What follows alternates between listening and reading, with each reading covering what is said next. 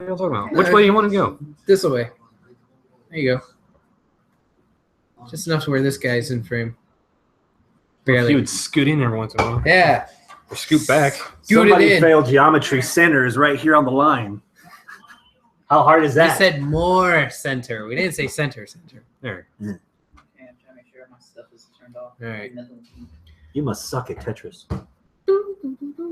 Why do I have this barbecue sauce here at the table? Barbecue. Do you like barbecue sauce, Travis? Yeah. Well, I do, but you can throw it away. So. Oh. All right. We got something going on here. So yeah, we started everything, and that's when everybody gets up and walks away. Oh yeah, we should probably turn off the TV, or at least the volume anyway. Oh, no TNA this week? No, seriously. No TNA this week. Oh, that's funny because we do have a TNA segment on the notes too that I didn't tell you about. Ah, shit. Don't look. All right. This guy wants to talk about TNA. Who'd have thunk it? Well, I haven't got laid in 3 days. I want to talk TNA. 3? That's it. I know, it's like a dry spell. Híjole. It explains the hair. Yeah, I guess so. It's growing all crazy like Groot over here. Do you need a napkin? Or Good. you okay? I'm good. I am blue balls. Hi. Yeah. Are you ready? Shall we kick this pig? Kick it. All right. Live from. Ooh, god damn! What the hell was that? Sound of a pig in pain. Hi. All right. Let's try that again. Because you can't make those noises and talk at the same time. No. No? No. Travis, you do the intro. I'll kick Abel. I'm not doing the intro. All right. Live from La Cocina Studios is the 184th edition of Houston Wrestling Radio. This is Abel. This is Travis? This is Chris. Yeah. And thank you so much for tuning in today, guys. We got a pay-per-view under our belt, so we need to review. We got an interesting episode of Raw, some stuff from NXT, of course. We'll see. And Lucha Underground. So, yeah, we got a lot of Somebody's stuff. Somebody's representing the Lucha gear tonight. Yeah, look at that. Yeah, where'd you get that, my man? In Austin. Yeah. Good times. Yeah, I know he's sweaty already. Jesus. Guys, if you are watching on the YouTubes, thank you so much. Jeez. Okay, yeah.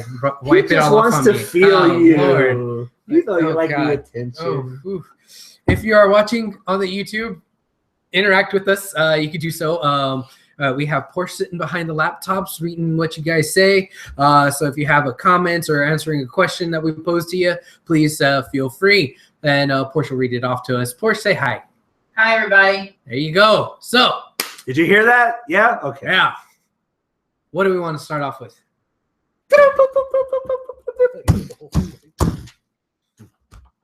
Oh, yeah. Give me dingy. It's already in your pants. Not that dingy. News. I want the loud one. Yeah. News. Brought Okay. back the old classic intro. Yeah. A cup of coffee. Okay. Cup of coffee. What's going on in the news? Man. Spring cleaning continues. Oh, yeah? Yeah. Yeah? 2 for 2, man. 2 for 2? First it was Rich Brennan, and now it's Alex Reyes. Blame Abel. He What? was the one that says they better not let him go. Guess Did what? I say that? Probably. I don't know. I don't. I remember I said that. Yeah, someone said Yeah, it. that's why I didn't watch fucking Extreme Rules or Raw stuff. What? Yeah. I don't know, but ADB leaving sucks. Well, Alex Reyes, whatever. I guess he's now back to Del Barrio to his Call it like it is. To his- Del Barrio. his maiden name. Yeah. Right? Del Barrio. Yeah.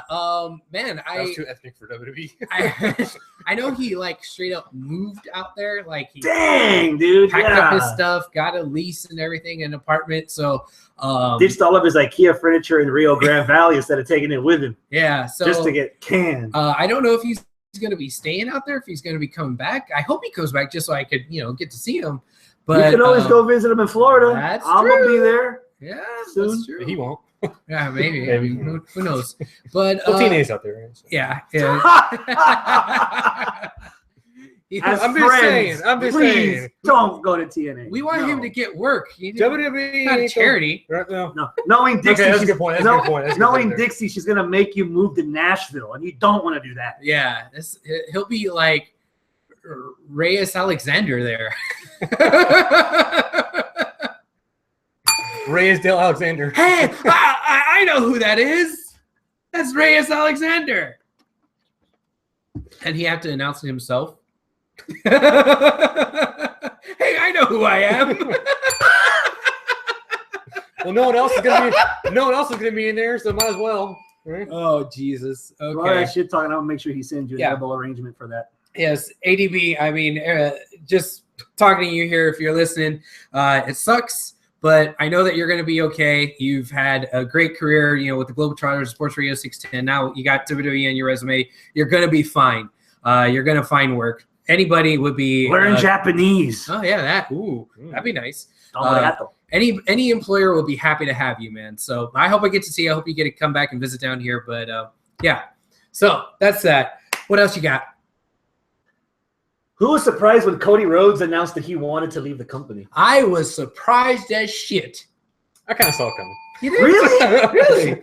Explain yourself. Nostra freaking Travis over here. Well, just say, wow. I mean, he asked for his release. Okay, but if you look at the writing on the wall, dude, where's he been? I said this last week. Where's Stardust been? Yeah. I think we saw him on SmackDown when Yeah. we went to live taping for like Mhm. main event or whatever it was. Against Ziggler. That was a fun match. Mm-hmm. But he hasn't been on TV. Dude, Money in the Bank's right around the corner. You can't tell me that finally this could have been the year that Cody Rhodes could have been walking around with the briefcase No. for a couple of months and lose. Even No. though no. No. I would have liked it. Yeah, I mean, I'm not saying it would have been good. I'm just saying they're not going to do it. They weren't going to do it. Did y'all read his big Yeah. thing? Yeah. Man, I like the fact that he posted that out there on the Twitter world and everything, and they said, "This is it. Here's everything in one response." No shoots. no tell-alls, trash no nothing. talking. Just And man, he didn't like the Stardust character. Yeah, dude, I was really surprised about that. Well, the way I was reading it was it worked for that little storyline that he did, but it's like he wanted to go back to Cody. Like and apparently he's been for the last 6 months or whatever, he's been talking to the writers. The writers have been literally ignoring him. Cole and JBL and some other guys behind the scenes had his back trying to push them to change it, and they just wouldn't do it. Yeah.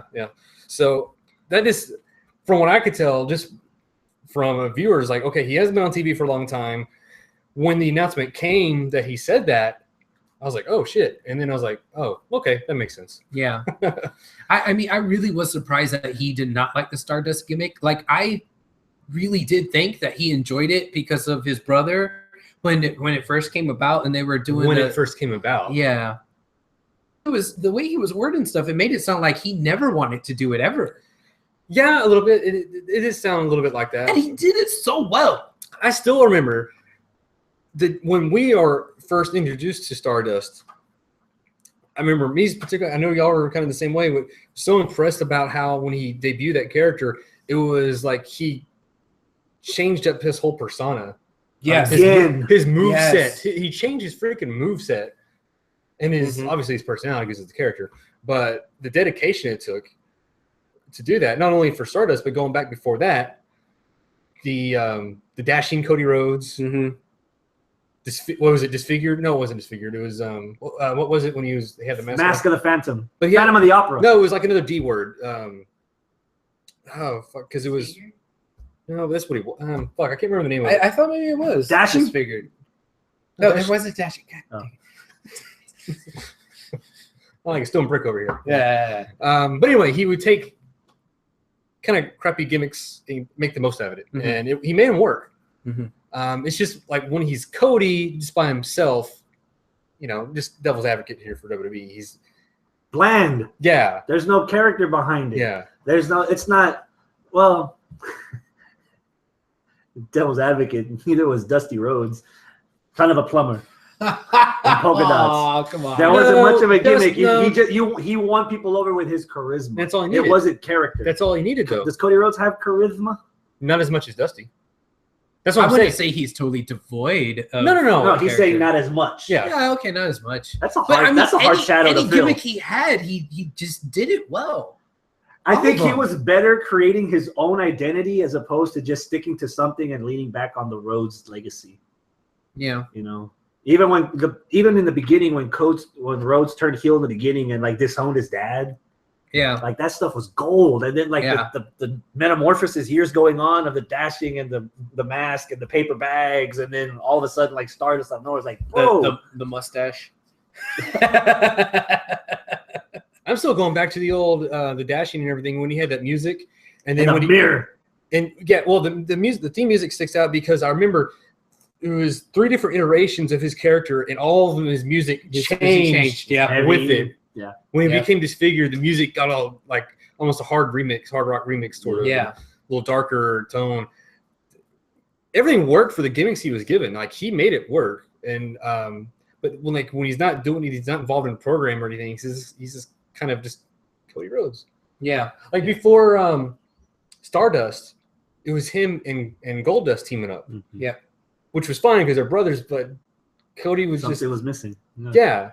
And then when he got the gimmick, that everything kind of clicked into place. But yeah, it kind of drug out. Mm-hmm. He did mention or tease that he might have already gotten an offer from somewhere. Where do you think it would be? No, I have no idea. That offer that he was talking about, I took that as like acting wise, because he mentioned acting and other things, and then he says I may have already offered. But after that he said at heart I'm a wrestler, and that's what I'm going to do, wrestle. Okay. But if he goes anywhere, my guess, New Japan. You think so? Dude, where else? In this day and age, there's not a whole lot to choose from. Yeah, that's true. If I remember, Dusty did have a little bit of booking for a bit in Ring of Honor. Dusty? What? Really? You sure? Okay. Whether that's true or not, I don't see him going to ROH. No. Not his style. I don't know. I mean, you think Japan's his style? Yeah. I mean, to me, in my mind, man, he is such Gaijin a WWE with guy. heritage, bro. Yeah? Just that name Rhodes would get him over in Japan. Okay. He's a lightweight. Throw him in the J Cup. Nice. You know what? I mean, dude, maybe if you did like have Cody Rhodes unleashed, where he G1 climax, have him through that tournament and just bust through the B bracket. Well, have him somewhere in like the final 4. Okay, not win the whole thing, but just go along enough. I say, calm your fucking roll. Go down, along enough in the scorecard where people be like, okay, that's kind of a Yeah. big deal. if you were to do well. Yeah. All right. Like Elgin, basically. One aspect The fuck with Elgin. Why'd you have to mention his fucking name? Jesus. One aspect of all this that I do want to touch on is now this is the third in just as many months, I believe, that we've had a guy say, I don't want to be here anymore. You know, we started with Wade Barrett and we're like, nah, it's Barrett, whatever. And then we had Ryback and we're like, okay, but sour grapes. And now it's Cody and we're like, okay, hold on. At least in my mind. Now I'm thinking that this adds a little bit more validity to the stuff with Wade and to the stuff with Ryback. And then you had Adam Rose, who just took that all to a whole other level. Well, he's getting desperate. Well, we'll get to Adam Rose in a second because that's a completely different animal. Right. But the point I'm wanting to make here is there something to all this with all these disgruntled wrestlers leaving because of creative and their spot in the card and the creative team not working with them and this and that? Do you think that this is a thing? Yeah. Okay. I think it's great discussion, guys. Well, that's to answer your question, but to discuss it, it's if you look at the the locker room and everything like that, from what you hear, I can't say for firsthand experience, obviously. Right, obviously, yeah. But everybody in that room has an ego. Yeah, you have to, right? Because you got to look. It's not a team sport, so right. You have to make sure that you're looking out for yourself. And if you're not being worked, if you're not being used, if you're not on TV, what good are you? How good is your brand? Yeah, if no one can see you. Mm-hmm. And like I said last week, where's Stardust? I haven't seen him. Was he on WrestleMania? Yeah, it was a ladder match. Yeah, a ladder match. Was he in a ladder match? Yeah. The ladder match that Zack Ryder won, and then lost the next night, and we haven't heard anything from him. As much of a Zack Ryder hater as I am, I do think that it's kind of sucky, that's inconsistent, that they gave him this win at Mania, then had him lose, and now he's nowhere to be found. That sucks. And I would imagine that would frustrate him. And I would imagine maybe that's the same type of stuff that Cody was going through and Ryback was going through, Wade Barrett was going through. You know, like the card had been stagnant for so long that even now that Shane is back and WrestleMania has happened and that we're still on, you know, this new era, you know, it's like, dude, is it too little too late? You know, they just got this new era thing going. And this is one of those things where, how can I put this? There needs to be a bigger discussion about booking and creative and them taking for granted the talent that they already have. Yeah. People should have brick when Damien Sandow got released. Yep. Where was he for the past 6 months? Yeah. I see, you know, that's one where WWE just got rid of him. But Right. I would like to have heard from Sandow. Was he of the same mindset as these other three superstars? No, never know. Yeah. Unless he's doing interviews, then we could probably ask him. Yeah, that'd be a good interview to get, I guess. But I'm just saying, if there wasn't, you know, the spring cleaning releases, would people like Sandow, who's over with the audience but is never seen, would he have the same mindset? Like, would he be asking for his release? Yeah. I mean, this is way to a smaller extent here. But this whole dude's character was that he was a disgruntled wrestler. I'm talking about Alex Riley. Like, how much of that? Okay. Yeah, how much of that was like real? You know, sure. Spring cleaning got rid of him. Nobody really cares because not very many people liked him. But I mean, is that another window into the locker room and how they are interacting with creative or not interacting with creative? You never know. It could be one of those things where life imitates art, that vice versa type thing. Okay. But and of course, I just said it. You know, we're not expert. I mean, we're not. Yeah. What kind of art was Adam Rose watching? Okay, Adam Rose. Let's get to that. Adam Rose is in trouble with the laws, and the law won. And the law won. So he asked for his release instead of getting fired, I would imagine. You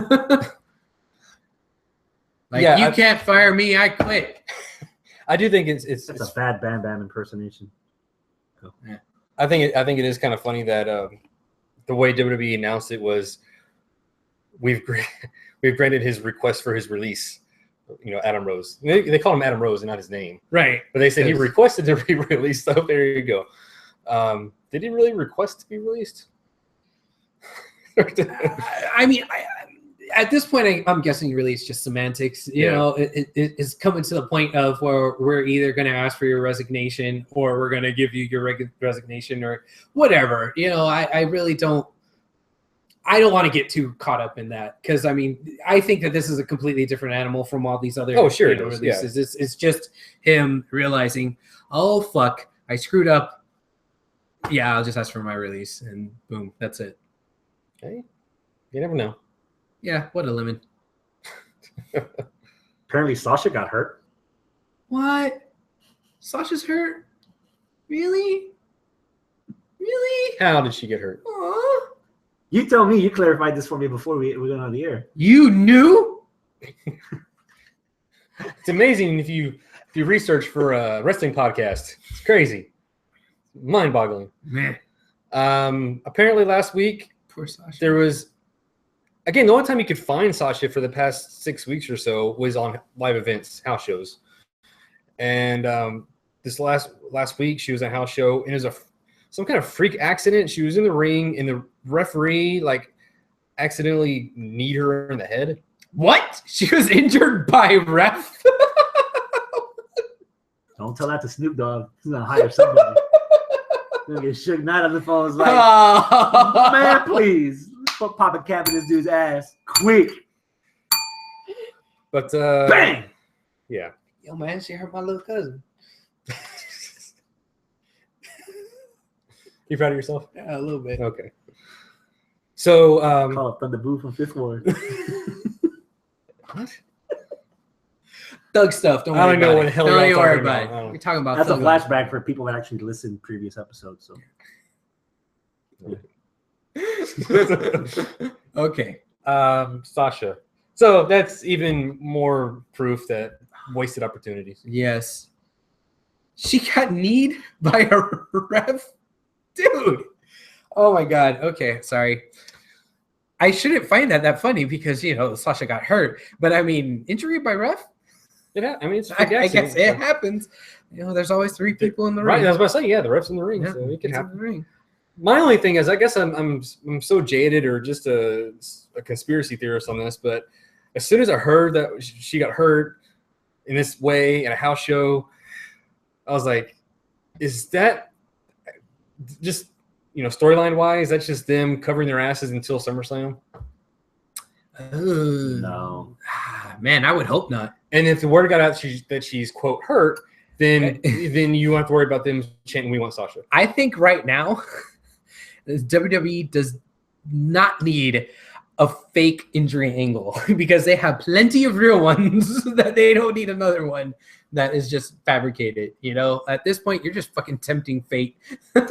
Not to mention, I don't know if we were going to talk about this on the Raw Talk, but if the rumor's true that they were contemplating a woman's Money in the Bank ladder match at this pay-per-view, how easily written could it have been to have Sasha win and then for her to cash in by rolling in the Escalade with the 2 bodyguards holding the briefcase and then handing it to the ref for them while Sasha was in there, cleans house and steals the belt. And you know what they could do with the briefcase, where it's finally where somebody holds the briefcase like horizontally and they instead of open by it, handle, it's like and a they pink open caboodle, and there's like all kinds of shit like glitter and lipstick. Well, I was wasn't saying glitter and lipstick, but just the you're forgetting the fact that the case is pink. Yeah! You're forgetting about that part. And then when you open it, the theme song plays. The Total Divas theme. No, fuck that shit. Exactly. No. I thought that's what we're saying in this whole story. I just wanted to open up and go, and like smoke come out, and there's a contract. Oh, that's a woman's briefcase, so it would open and blood come out like wow. Ooh, this took a turn. Okay, this is not a good idea anymore. End of the news. Let's move on.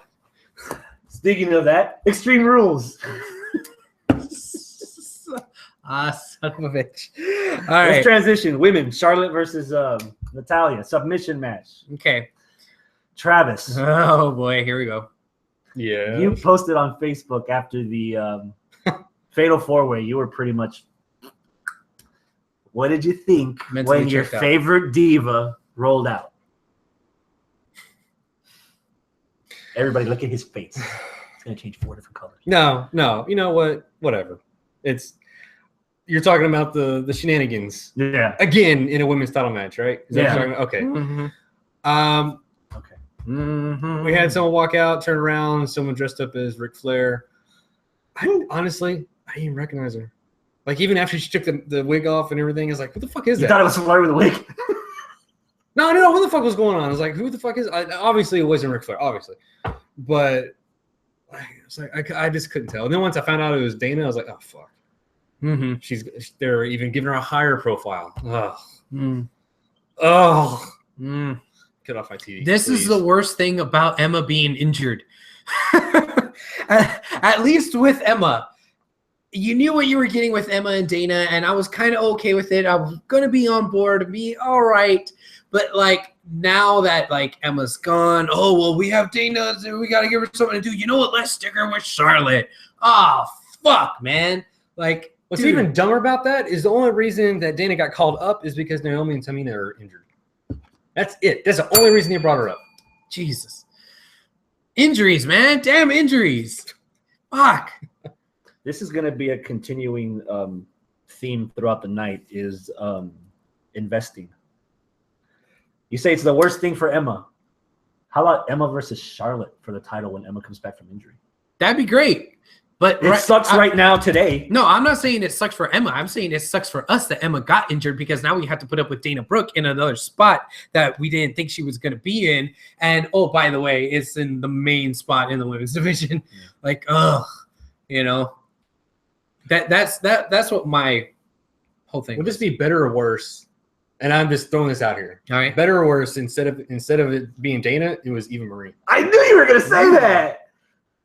Oh, if there's one, I would have liked it. If there's one person in like a female version of Evolution that could have used the rub, It's Eva Marie. And she she's got already the has. nose.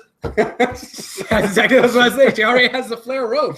Now, And she's easy, and Ric Flair's an alcoholic, so it's win-win. yeah, well, yeah, there you go. That's another theme. We'll get to that. Ooh. Here is All right, the thing that I kind of maybe there's a silver lining. Maybe this Dana whole gets injured. No, shut up. This fantasy booking that we've been doing a little bit about the real 4 horsewomen. Is this the first step? I hope not. Because Dana's already Because involved. it's Dana? Yes. Okay, all right, Dana, whatever. But Dana could be the Sid of the group. She just screws up and botches everything and is eventually just shunned. yeah, well, if we get, I mean, She's the Paul Romo. No, Dana looks like she's gonna wind up stabbing the bitch before her career's over, just like Sid. Touche. oh boy. So I mean, is this opportunity for maybe Blanchard and Don't say Ellering. Ellering? No. Eventually, I mean, I No. know they're both still a little, Maybe Blanchard. maybe Blanchard. Yeah. Oh, we'll see. Some people are just not ready. Like Dana. Dana's not ready. Yeah, I know. It's just amazing when you're in the right place at the right time. Who's Yeah. more ready, Dana or Nia Jax? Nia Jax. Mm-hmm. Charlotte, Blanchard, Nia, and this bitch. Those 4. No? What- Dana. Dana. Oh, okay. Those 4? No? That That's a doesn't- shitty team. Are you trying to make a bad team? Because that's what's going to happen with that. Are you trying to lose ratings? Because you're trying to get people pissed off? No, you're trying to get heel heat. Because the 4 horsemen it was a heel stable, the 4 horsewomen should be a heel stable. You're already headed in the right direction with Dana. Everybody hates her. Charlotte, I know that there was a little bit of Let's talk about it. the stuff on the Facebook about how Charlotte didn't really do a good job. I thought that promo was fucking awesome. I thought it was good. Not because it was a great promo in the promo sense. I thought it was good because it felt real. Her having trouble getting through it seemed more realistic to me.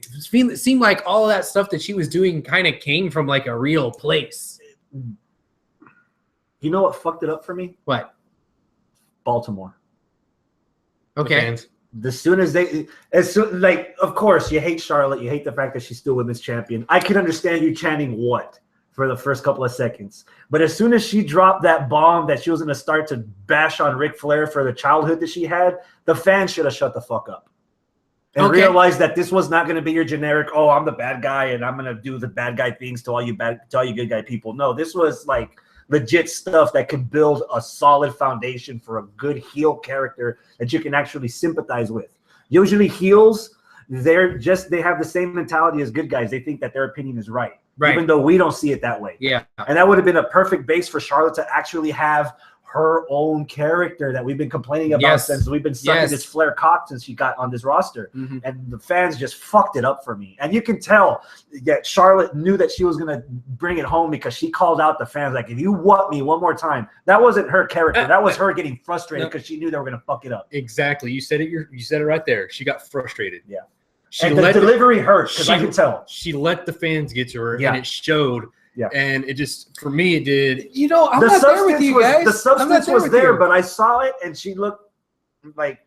I think it was just emotional all the way around. I think there was a lot of emotion getting focused into that promo. What did she say? Like, if y'all say what one more time, and then they said what, and then she just kept going. She kept going. It's like, you're gonna call the fans out like that? Yeah, they're gonna. But I mean, dude, I think we're getting a little bit too hung up on that aspect of it. I'm not getting hung up on. I'm just saying it did detract from the promo. Okay. It detracted from me wanting to keep watching it. Well, regardless, it made it drag out too long. Regardless, I think that this was the best promo that we've seen out of Charlotte. I'll probably give you that. She hasn't had much to go on. Yeah, but I really, really liked. I'll debate that. Some of the promos she had versus Sasha Banks and NXT when their rivalry for the title, but it wasn't personal. Maybe. It wasn't as personal because we all know it's Ric Flair. Yeah, he said it himself in documentaries how he didn't have time with the family because he was on the road 360 days a year. Yeah. His family was the Four Horsemen and Dylan. Yeah. Wrestle Monday through Saturday, twice on Sunday. Yeah. So, I mean, I really liked it. And I like the fact that we had a heel turn on a heel that just made the heel more heel. If that makes sense. No, I like what the promo did for everybody I like what involved. it did. Yeah. I said this last week on our prediction show that she was going to retain, and then on Monday she's going to kick out Flair, and that's what happened. You said that? Yeah, he did. Yeah. Okay. And then my only issue with that is she's got a shadow of Dana. Yeah, it's like he traded in Flair for Dana, so it's like so you still can't do anything. You still have and okay, the match itself. I was the one that was really looking forward to the match because I said, okay, no Flair. It's going to be finally the match that we all deserve to see since they changed it to the women's division where we're just going to have a pure wrestling match, and we didn't get it all the way up until Dana coming out. It was a really good match. You know what? This match is. I'm kind of sour on this match a little bit, and it's not because of the Dana thing. Not because of the ending. Maybe it's because I've seen their NXT match. This match does not hold up at all to that first NXT match. Okay. Maybe something was off. One of them was off. I don't know what happened, but I just couldn't get into this match for some reason. Mm-hmm. Now, are we fine with? Because we all see where they're going with Charlotte. She's the dirtiest player in the game, dirtier than what her daddy was. She's a dirty whore. Yeah. Ooh. Professional guest for Deep in the Horror, Texas. I see it coming. This with what? With them going in this direction, like she's such a dirty player that she's even dirtier than her daddy. Do you think they could really make a go of that? It depends. I don't know. I don't know how far you want to take that. That's the thing. Mm-hmm. And my only, I was kind of questioning about her the content of what she was saying in the promo was like, I can understand her frustration with him. Mm-hmm. If she had all that pent up frustration for all these years that she never said ever in life. Yeah. All once she's saying everything. Yeah. That's one thing.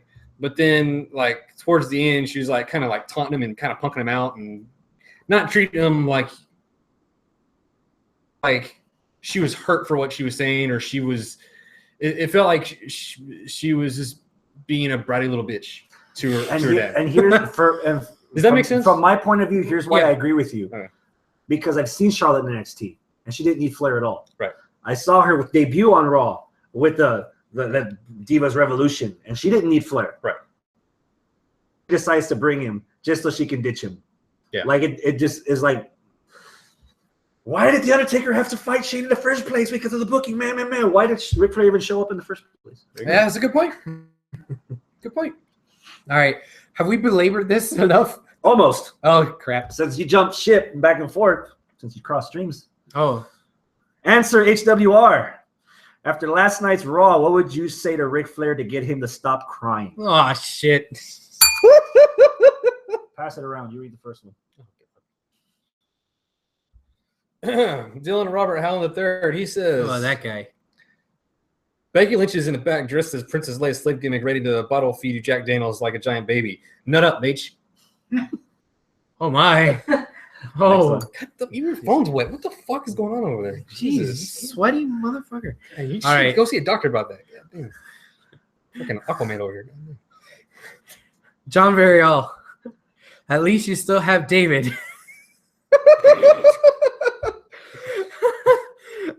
Rick, that was supposed to get you to stop crying. There. Here's a half-full bottle of Crown Reserve I found in your sock. What? Why are you looking in his sock? Okay. There's my guy. There he is. There you go. Yeah, drink up, Rick. Drink all your problems away. That will go away if you keep drinking. I assure you. I'm still super impressed you fit a whole bottle of liquor in your sock, especially Egyptian cotton. You don't want to stretch out that Egyptian cotton. That's some nice material. That's very specific. That's very nice material. That's a very specific comment. That's a high thread count. Yeah. That's what that is. Joe Harris Jr. Crying? Are you crying? You're the nature boy. There's no crying in wrestling. we should end each of these with a woo woo. Yeah, yeah, go for it. You're like barely holding his sweaty ass phone. Aaron Garsha. I always get Aaron's. That's funny. Yeah. Open bar and open Becky Lynch. Woo! Whoa! There's a lot of love, if you want to call it that, for Becky Lynch on here. Mm-hmm. All right. Hugh McCune. Yeah. There's an open bar right over there. Come on, Rick. I'm sensing a theme of alcoholism and Becky. Robert Medlin just posted, I really wanted to see him walk away leaning on Charles Robinson. Little Nature's real son was like there to console him. All right. Jeremy Barcelo, he says, I've got some girls back there and they are old enough to vote but too young to go to a bar. Who am I kidding? I'm not a cop. I'm not a dick letter. Come on, H. Oh, wait. And then he added on to his own comment. The king's ears perked up at the first sentence. No. Oh, man. It's not a party unless you have both of them there. All right. I don't know how to work your iPhone. Make it go back. There you go. Okay, there you go. Speaking of earlier in the show, Alex Del Barrio, he says, so who wants whiskey? That's it, man. That's it. I think this is a perfect time to remind listeners, if you go to tpublic.com, we have a wonderful T-shirt, Ric Flair's whiskey brand. Yes. Extra aged. Yes. Flair brand whiskey, 101 proof. Brought to you by Awesome AG Designs. Yes, Matt Garcia. Aaron Garcia. Yeah. Check it out. Redbubble.com/HWR. What else can you get from Redbubble? You sexy bitch, you. Monsoon Banana. I don't think it was available anymore. Is it? Oh, yeah. It's not on Redbubble, but it's on TeePublic or something like that. Vice versa. Whatever. Yeah. He might still have some in the trunk of his Scion. That is true. I do still have some of these actually printed out. tpublic.com and redbubble.com. Do a search for Houston Wrestling Radio.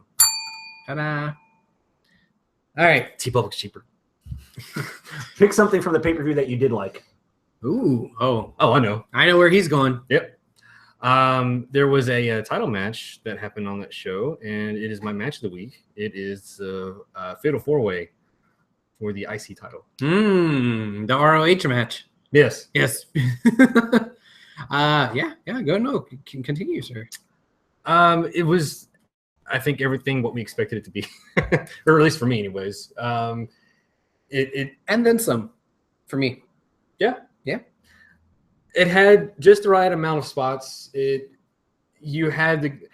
going back to, this is what happens when you actually build a feud properly. Yes. You had multiple people going in with different agendas, all for the IC title. The IC title was the grand prize of everything. And everybody, through all their differences that they have with each other, knows what they're fighting for. Yep. And with the psychology of how they know what they're doing in there. And Owens and Zayn, you could tell that the chemistry that they have, how well they know each other. Yeah. Fight forever. Yeah. And it went on just long enough. And then when it started to kind of build towards the end, the kickouts were going to start happening, things like that. It was getting to the point where it went on, but it didn't overstay its welcome. Yeah. And I did predict what happened. Yeah, good job. I said someone was going to knock out someone with their finisher. Miz is going to throw him out, get the pin. Yeah. Well, that's kind of what happened. Not thing. Quite. Pretty much. No. Well, here's the thing that I really liked about the match. All right. Is that it wasn't, somebody hit something and then they just tossed the other guy out. It was the fact that Sami Zayn just made a mental error because he hates Kevin Owens so much. Right. If he hadn't gone after Kevin Owens to get the extra little oomph on him, throwing him to the barricades, this and that, he could have been in that ring still getting the pin on a Cesaro that is knocked out cold and would have got the 1, 2, 3. That's the little tweak there that I fucking loved about that finish, is that it was a storyline centric finish. Right. It made sense. The other thing about it too is that it wasn't that Miz had the heads up to go in and crawl and do the cover. If you looked closely, it wasn't Miz. It was Maurice. Maurice was the one who saw Cesaro still knocked out cold. Zayn is over there fucking around with Kevin Owens. Baby, get the cover. And she goes and gets him and like tries to go. And then boom. Then Miz goes over there and gets the valet or pin. manager should. Exactly how the valet or manager should. And it worked out perfectly. Throughout the duration of the match, she wasn't that much of a factor. And I was kind of afraid, especially after us bitching about, Dana Brooke and Ric Flair and interfering in all these matches with the women's division. The valet here, being Maurice, it worked out perfectly. She wasn't that big of a distraction throughout the match. She kind of almost forgot that she was there. She didn't ruin it for you. She didn't ruin it, and she just subtly. Only time she was a distraction is when she's leaning over panel. Oh well, that's a different kind of distraction.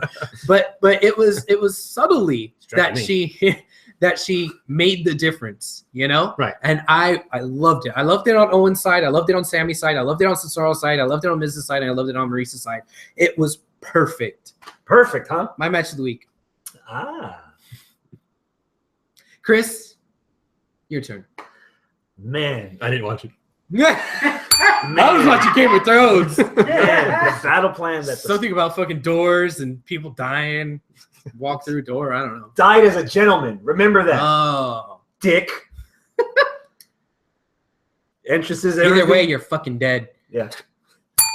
Women will kill you anyway. You try getting married. So the entrances came out. I'm ready to watch the match. It's 8 o'clock. You're alive still, right? Yeah, I think so. Yeah. Barely. Yeah. Yeah, I watched Game of Thrones. I missed it. So I will have to go back and watch it. You son of a bitch! I missed the triple. I missed the 4-way. I missed Ambrose Jericho, and I missed the women. All right, listeners, chime in and let us know what you think about this 4-way match. Go type away and let Portia know what you're thinking about this match. We're gonna ask if there's anything that has any fans or any listeners been saying anything? Yeah, so far? you've been scribbling an awful lot over there. Let's take a quick little break and see what the plebeians are saying. We need to come up with a better name than plebeians. Humanoids? You don't want to say that. Humanoids? You don't want to say the HWR nation Hell or no. universe. Hell no. We're not even a block. We're not even. Viewers, We're not even a ghetto. Maybe a cul-de-sac. viewers, what do you want to call yourselves? There, How about listeners? Listeners, yeah, What? Some are watching. yeah. So what Voyeurs. voyeurs? Peeping toms? Uh, Portia, tell us. Quit talking. All right, going back to news. Oh, we're going way back. Yeah, Okay. we're going way back. Okay. This is what happens when you don't ask her. All right. So going back. Cody did post something about ride or die chick, my girl Eden. So that could possibly mean that she's about to leave too. She would. Oh yeah, we didn't talk about that. Yeah, I mean, Cody's gone. Yeah, Eden, I would imagine, especially after all the stuff Cody said, I can't imagine that Eden would be that welcome in the locker room. It's funny because before Cody leaked that, when we were having the message about Cody leaving, everybody was like, "Man, where's he going? Where's he going?" And I'm thinking, and I'm the only one that suggested, well, maybe he just wants to start a family. Especially with Daniel Bryan and everything. Like maybe Doing the Cody same doesn't thing, want to yeah. end up like that. I mean, Eden, yeah, she's something nice to go home to, I guess, I don't know. It's just kind of weird where it's like, is it automatic she would have to leave? Like, why would she? No. Like AJ survived for so long after Punk left. It was about 6 months. I'm just saying, I thought about that, but then I was like, well, she can still stay. Like, Who the fuck wants kids? it was a personal Get a like cat. it was a creative thing Or 3. for Cody. So like, why Okay. quit her job? I just got to say, I'm not surprised. Now, if it was a company thing and it was them fucking over Cody, then yeah, stand by your man, and yeah, obviously, Yeah, ride or die. Yeah, but Shit, they need help. They need health benefits. Eden can stay. they're independent contractors. They don't have. Oh yeah, that's right. All right, Portia, anything else? Let's see. Question from Hector. What if Flair starts mentoring Dana so that Dana goes against Charlotte? What That's if a lot of Flair? work. What if Flair mentors Dana so Dana could heel turn on Charlotte?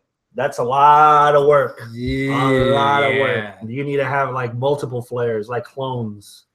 And then like that. David Flair. So you're gonna have Put your hand down. you're gonna have the biggest heel in the industry, who has a daughter that's a heel that everybody hates, even though she's like really good. mentor another heel that everybody hates because she's not good to turn heel on the other heel or face or what? No, because they're all heels. Wait, no, too much. Sorry, Hector, too much. No. Let's fix that. Who would you have Ric Flair mentor to go up against Charlotte? Either Sasha or Becky. Okay.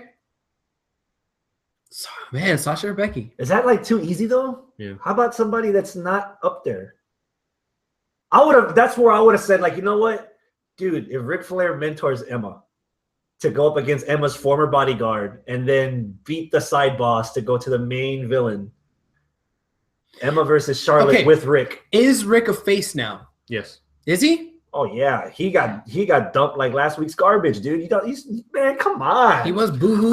This ain't bros before hoes. This is Ric Flair crying. No, I was actually waiting because as someone, I think was it during her promo? No, someone else said that. But the people being the sheep that they are in the arenas, as soon as a wrestler says something, the audience likes to repeat it just because whatever, that's what they do. Right. But when she started singing "Na Na Na Na" that song, I was waiting for the douchebag fans to start. And singing. nobody did. I like that. I like They were just booing Charlotte even more. Yeah.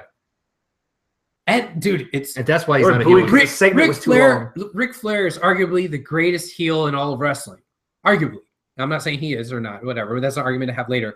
But if he, who is this legend, gets sympathy off of this, man, I think they did a really, really good job on turning Charlotte. No, you know what's getting sympathy for Rick? His character work on Camp WWE.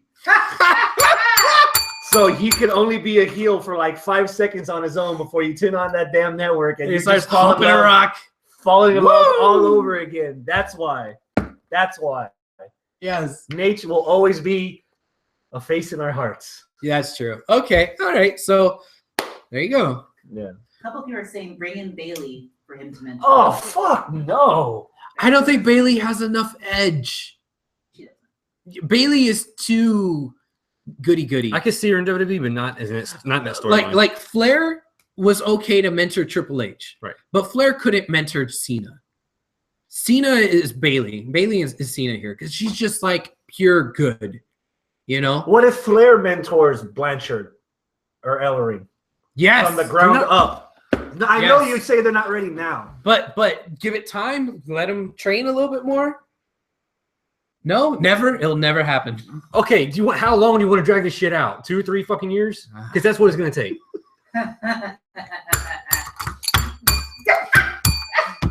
Poor Dingy. Oh my God, you just assaulted Dingy. He's dead.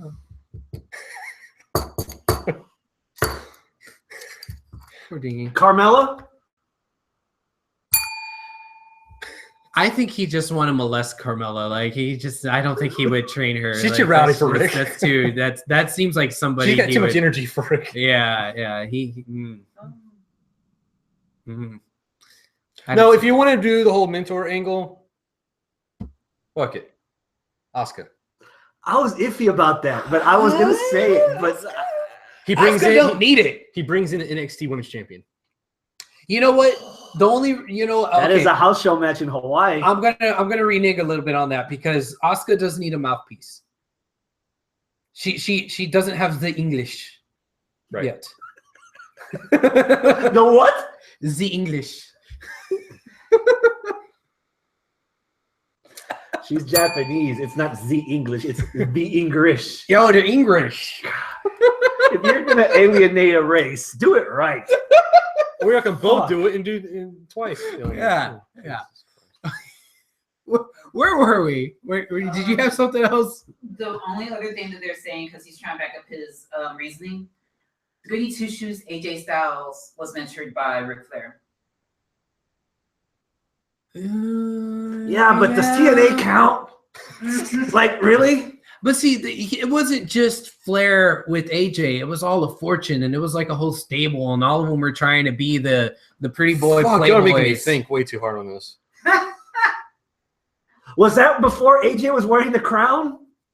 Oh, God, I forgot about the crown. Oh, shit. AJ Starscream to Megatron? No. I'm sorry. Unless AJ transforms into a cannon. No.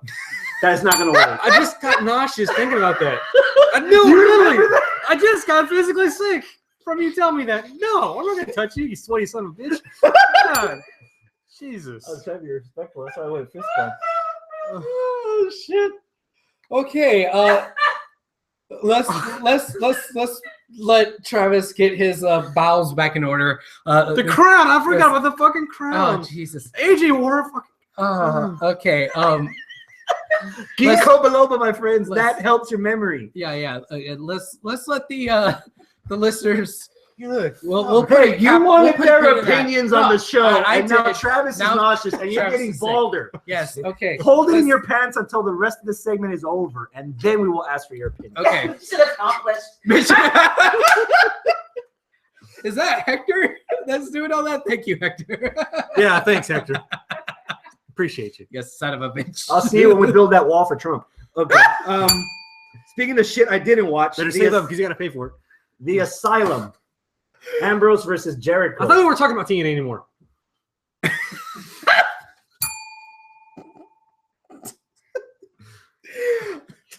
Leave the lockdown at Extreme Rules. Okay. Asylum lockdown. Yeah. Was it as bad as everyone said it was? It was worse. It was What? I had at least some kind of hope. Totally shit on this match before it happened. This was the first match after the Fatal 4-Way, right? Yes. Okay, go. And I almost went to sleep. Aw. Was the pacing slow? Yes. I think everybody was gassed after the 4-way. I thought about that. Everybody That had was something to do with gassed. it, but this match, it was your, I guess, like your paint by number. It was still going to be just a match just inside a steel cage. But what made it really bad for me was, as weird and random as those weapons were, they actually took their time to, beat them down and then climb up the cage. The other person climbs up the cage and they fight for a little bit and they grab one weapon, they go back down, they use that weapon for a little bit and they go back up again and they grab another weapon and they go back down. I'm not exaggerating. This is what actually happened in the match. Yeah, the pacing was off. It was terrible. For everybody that wanted a CZW match on WWE television, you're welcome. Fuck you. No, that's you're not basically welcome. what it is. They're not welcome because that's not what they got. They build up every single spot every single time. Like, oh my God, he went for the weapon. Oh, he comes down. Oh, bang. Oh, he's still breathing. Let me go do it again and get something else, and then we'll go all over again. Was that what that was? You know what? Honestly, when I was watching that match, and when I use this example, I swear to you, he grabbed the mop. He did. He grabbed them up, and listening to the commentators talk about this fucking mop, I was having flashbacks of Nitro and Mike Tenay, Tony Schiavone. Oh, Perry Saturn and Moppy. No, they mentioned that. They mentioned Moppy, but JBL said, Saturn's going to be happy to pick them off. And then someone actually said Moppy. Yeah.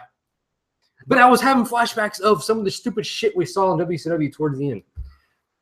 Okay. Like all of 2001? I was kind of okay with the campiness of the weapons because I felt that some of that kind of played into the more charming aspects of Dean Ambrose's character, the more eccentric sides of his character. What I had a problem with in the match was Jericho was so fucking stupid. Yes, thank you. He went for the door right from jump. He went to try to climb and escape like 3 times during the match. Not climb to grab. So I don't know if you know, but the rules were you can't escape. It doesn't matter. Yeah, they announced that on Raw. It doesn't matter. Even if he escaped, it wouldn't matter. So yeah, they announced it a week previous. And so Jericho had plenty of time to be informed. And then during the match, like he was yelling at the ref, open the cage door. And the ref was like, fucking stupid. They just said get over the cage. Yeah, the ref was just looking at him like, it's locked, Jericho. Like, duh. Like, you, Jericho, Canadian, the border's closed. When the ref is smarter than the wrestler, there's a problem. Yeah, like Jericho was just. Then they get confident and start kneeing divas. Yeah. Jericho was just made out to be a fool in the match. And there's a difference between being a fool and being the cowardly heel. Like the cowardly heel, I get it. Okay, if this crazy man Dean Ambrose is coming after you with the kendo stick, yeah, you might want to dodge. But or a Chevy or Ford.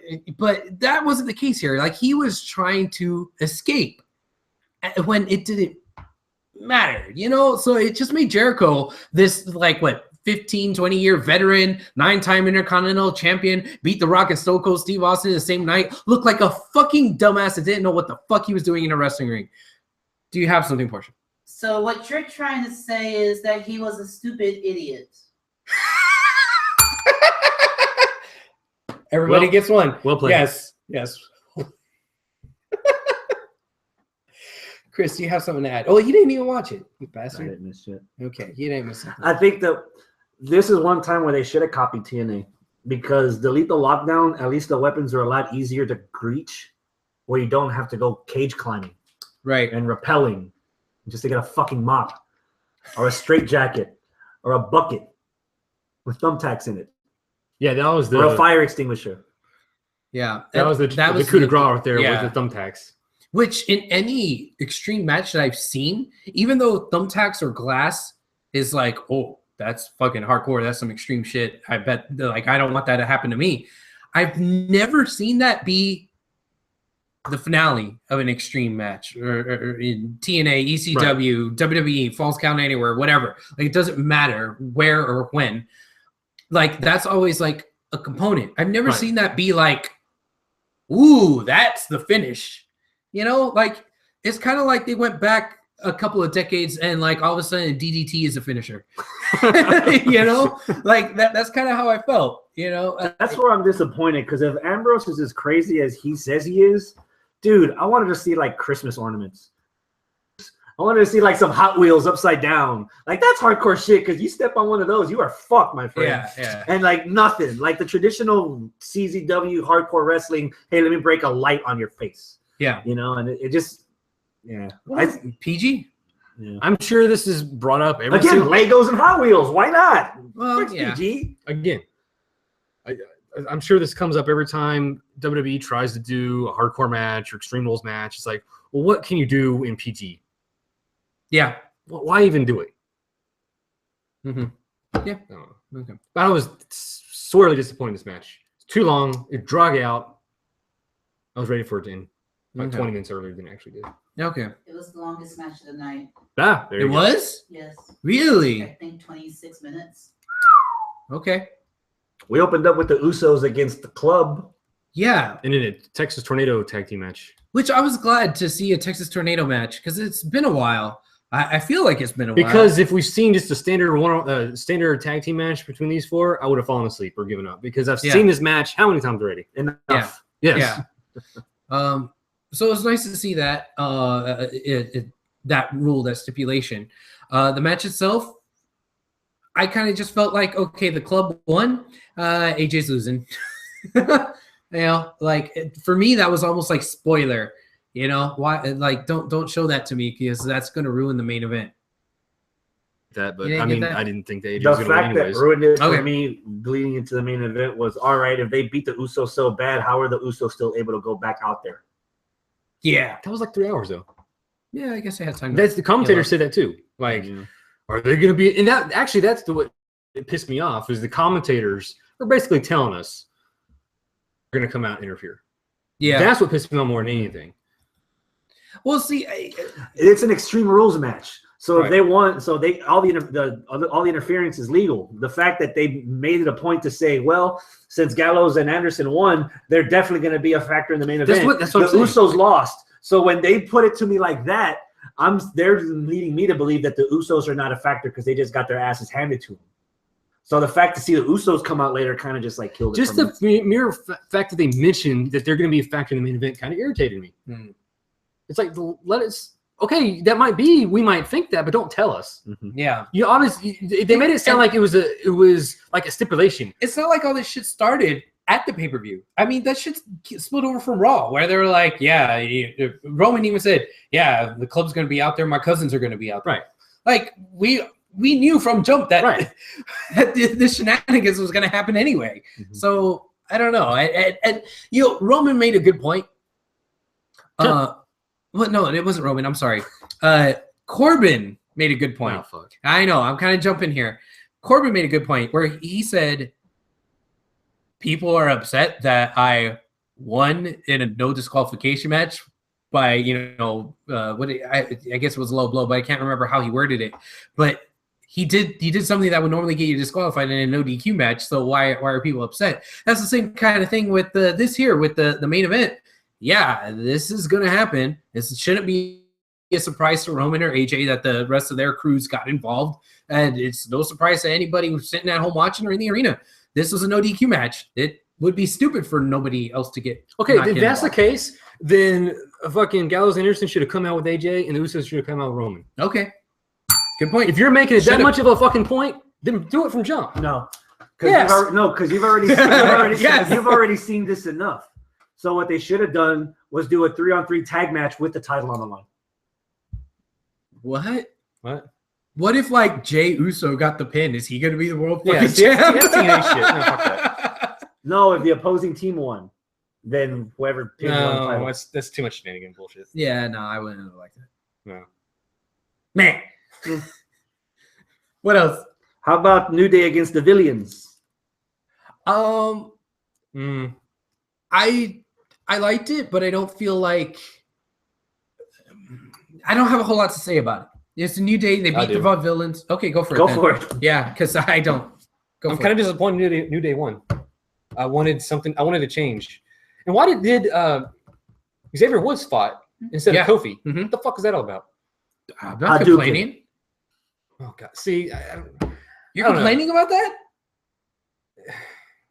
That could be a whole other thing. I'm just saying. Really? That what? Go for it. You want to make it okay? Just go. Balls out. Just ran. Go for it. Well, I wasn't even mentioning that, but since you brought it up, just look at the camera a little bit too while you ran. The Hadouken. I mean, really? Come on. I mean, look. It's okay. It's funny to do that in like Chikara and like indie shit, but when you're on the grand stage of WWE, yeah, Extreme Rules, the grand stage. WWE, fucker.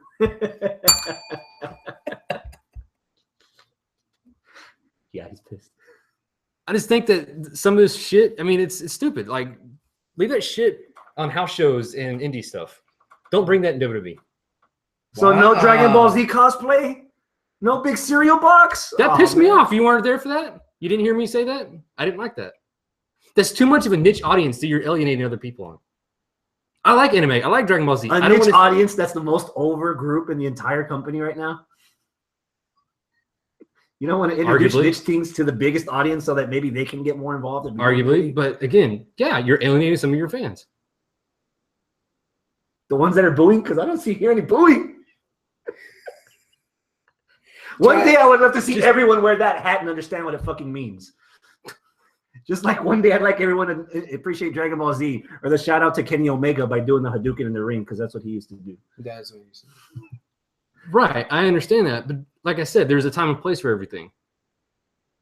WWE's not the time. In a match, when you're fighting for the fucking titles and you're going to joke around? They come out with a freaking tromboner. What? How can you not? I mean, that's before the match. That's not in the match. Oh, during the match. He's on the outside. He's not fighting. Are you not understanding the concept of a fucking fight? Jesus. I just think it's rubbing it into the Vaudevillains that they're old school fighters and fucking Xavier Woods is about to throw a fireball at him. I just thought that way. I didn't think of it as hot and proper because they're the first match or the second match of the pay-per-view and shit. Wow. Anyway, that wasn't even the point I was trying to make. The point was keep it coming. Go. No, I kind of said it before, but you mentioned the Hadouken thing. But go for it. I wanted the Vaudevillains to win. Yes, because you wanted something different. I want something different, and obviously, New Day's got so much shit going on with throwing fireballs and shit. They don't need fucking titles. And birthday cake, right? And birthday cake, yeah. Yeah, there's a time and a place for birthday cake, and it's at Chuck E. Cheese, not in the fucking ring. You fucking fuck. Yeah. Why are you telling me? Because you got that cake eating grin. We just suddenly start talking cake, and you're like, cake in your ass. What? Ass cake? Ooh. Looks like chocolate, tastes like chocolate. Blood in the briefcase. No, cake in the ass. Cake in the ass. He's got issues over here. Yeah. I'm not sure. Again, if anyone listened to episode 180, that's also referenced in Travis's mouth, actually. Ass to mouth. You remember? No. Again, Ginkgo biloba. Oh Lord. Okay, so I want Travis to keep ranting. If we're done, he's got pigmentation in his skin now. If we're okay, which some of us aren't, if we're okay with the New Day shenanigans, I like how everybody's got to like everything. No, you don't have to like it. It's fine. I'm just saying. I'm not saying we all hate Dana. Does that make you feel better? Yes, it does. Actually. All right, there we go. Well, fuck you. I like Dana. Oh shit. Get out of the fucking house. Oh boy. But if we're okay with the New Day shenanigans, which I would say the majority of people are, I think that even with the shenanigans and stuff, like the New Day doesn't need the titles. So yeah, dropping it to the Vaudevillains should have happened, especially if they were the winners of this like tournament. You know, sponsored by a fictitious cereal. No, we can't have that. Right? Yeah. So I don't know. I kind of agree with Trav that maybe the more interesting outcome would be if the Vaudevillains won. And I don't think that would have taken anything away from the New Day. And there's another reason for me wanting that too. Why? Because they won't shut the fuck up about New Era. Oh, we're gonna get into that because I'm hating that shit to death already. But I'm gonna investment. Travis, you don't like the comedy crap. There's to one a point. I didn't say that. There's one team that can shut all that up. We go hard. All day, all night. Dash Wilder. That's right. The Bullet Club. What? Gallows and Anderson. That's not who I was talking about at all. Gang mentality. You can't. As much as you were not really liking the entertainment value of New Day, how stupid would it have been to lose the titles from them and hand it off to a team from the 1800s that you don't like either? That's also just as corny, just as fake, just as entertaining as opposed to just wrestling. Gallows and Anderson. No, you're confusing what I'm saying. You're talking about their gimmick. I'm not talking about the gimmick. I'm talking about they're fighting in the ring. That's what I'm talking about. That's their gimmick. At this point, they don't need to be taken seriously. New Day. They can just do whatever the hell they want to do. Okay, then take the belt off of them. That's even more reason to take the belt off of them. If they don't even need to fight, then take the belts off. Granted, they're just copper pieces of shit, anyways. But still, I mean, would you rather have the belts on the villains or on Anderson and Gallows? Either one, I wouldn't mind.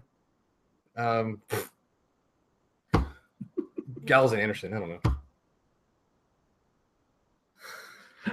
You're like the little stepchild in the middle while the parents are fighting, huh? It's okay. Sweaty motherfucker. It's hot in here, and I'm wearing black. Hey. Yeah, I mean, I don't know. Like, I could kind of see. I don't know. I see some of this, but also I think you're being a little bit hard on the New Day, Travis, because I know that you've liked some of their stuff before. It's a white versus black thing. No, again, you're just like him. You're misinterpreting what I'm saying. Well, look at us, man. God. Look at us. Look at what? Get away from me, you sweaty motherfucker. Right. Okay. I'm not saying I don't like New Day. Okay. I think they're funny. I just think when the match starts, the comedy stops. Yeah. Oh, sorry. Something happened. I don't know what. Okay. Shall we move on? So the New Day beat the Outcasts. What? On Raw. Oh yeah. The New Day beat the Outcasts on Raw. Oh yeah. Nobody gives a fuck because yeah. Who cares? Whatever. So the cake was funny. Well, to bring up Travis's point one more time, who will beat the New Day? I don't know.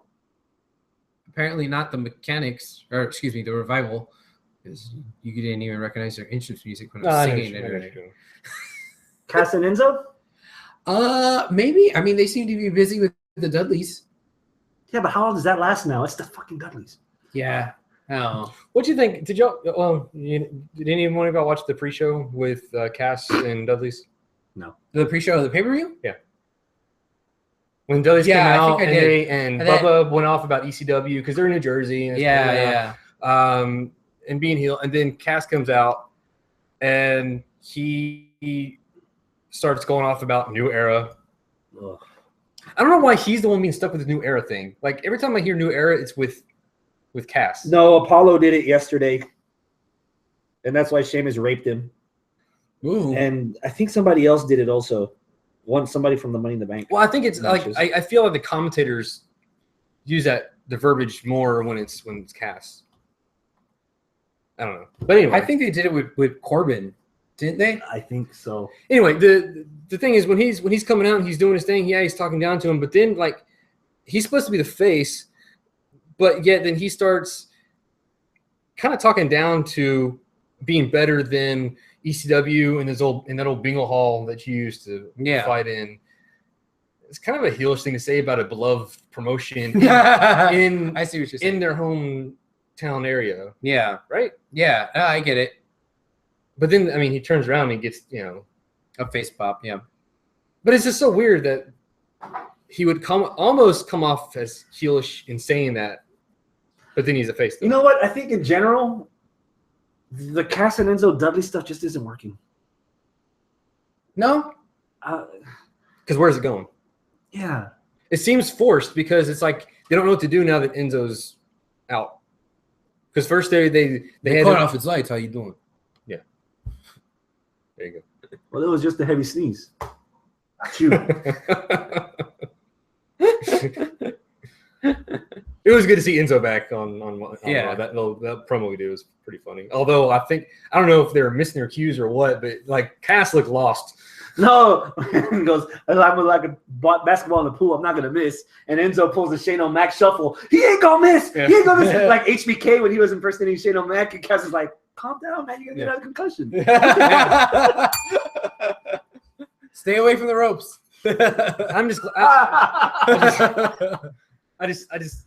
guessing that Cass is like really glad that Enzo's back to Calvin and Hobbs all over again. Yeah, to be able to rub off each other and just. Ooh. Of course, as soon as I. Why did we look at each other like, oh, we know how to do it? I knew as soon as I said that these two. Where do you think he got the bald spot from?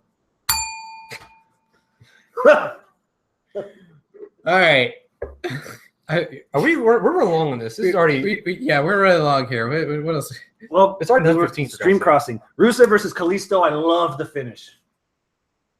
Oh yeah, where accolade from hell. Yeah. After the ref was trying to be like, "Yo, man, get some chill," and like stop. Rusev was like, "I have no chill. He's already dead." Yeah. It's like, he's already dead. Yeah. Wow. I liked it too. Yeah, that kind of went where I thought it was gonna go. Yeah. Now, another thing about that is that Lana kind of did her thing that she did when he had the U.S. title run before. Oh, shaking her boobies. No, where she was out there talking about or like introducing them and stuff, you know. Uh-huh. So you look at her face when she's talking. Look at Friday night. Yeah. Look at everything when it comes to Lana. Anyway, it kind of reminded me of that entire run, and I wonder if they just like hit the reset button and said, you know what, we're just going to redo this whole run. I hope not. At this point, no. At this point, I wouldn't be surprised if it was creative. They've dropped the ball on so many fucking things lately. Yeah, I wouldn't. Why not? They're like, they kind of worked last time, right? Until Cena killed him. No, we should have had Cena kill him. Oh, Cena's not around anymore. All right. I guess we'll find out on Monday. Because Cena will be back. Oh, we need to have something for Cena to do. We need to feed him something. Somebody killed AJ. Oh yeah? Who killed AJ? Roman. Oh. Okay, AJ versus Roman. I was debating as to whether or not that was actually going to be my match of the week. I've been kind of convinced for the 4-way, but man, for me, it was hard. I liked both matches a lot. And I think that there was a lot of people that are upset that AJ lost. I wasn't upset that AJ lost. I just wanted to make sure AJ looked good. And man, he did look good. He took a lot of big offense, a lot of stuff. He made Roman look good.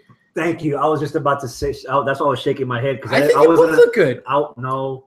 Yes. No. Did you see all the shit AJ went through? AJ made Roman look like a fucking star, a monster. Yes.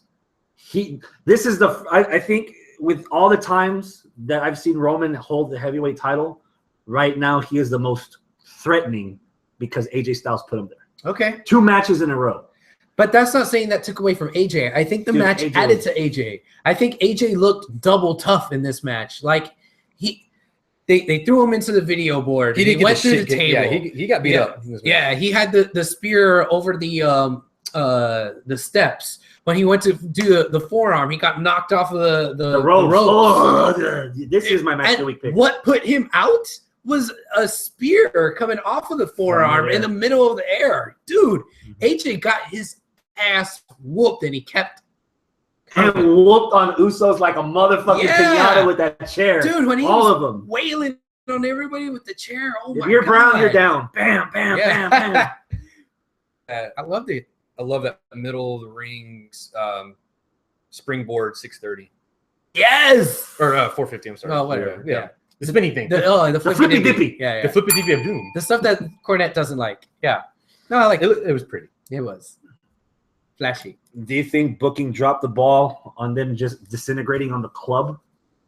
No, because I think there's still some interesting stuff to be done there. I don't know what. I'm not sure in which direction. Sure, we can all fantasy book and say that, oh well, the club is going to go and get Finn. Whatever. I'm not gonna talk about Finn in scenarios with the club anymore until it actually happens. Because you're doing that right now. I know. I'm saying right now I'm done with that.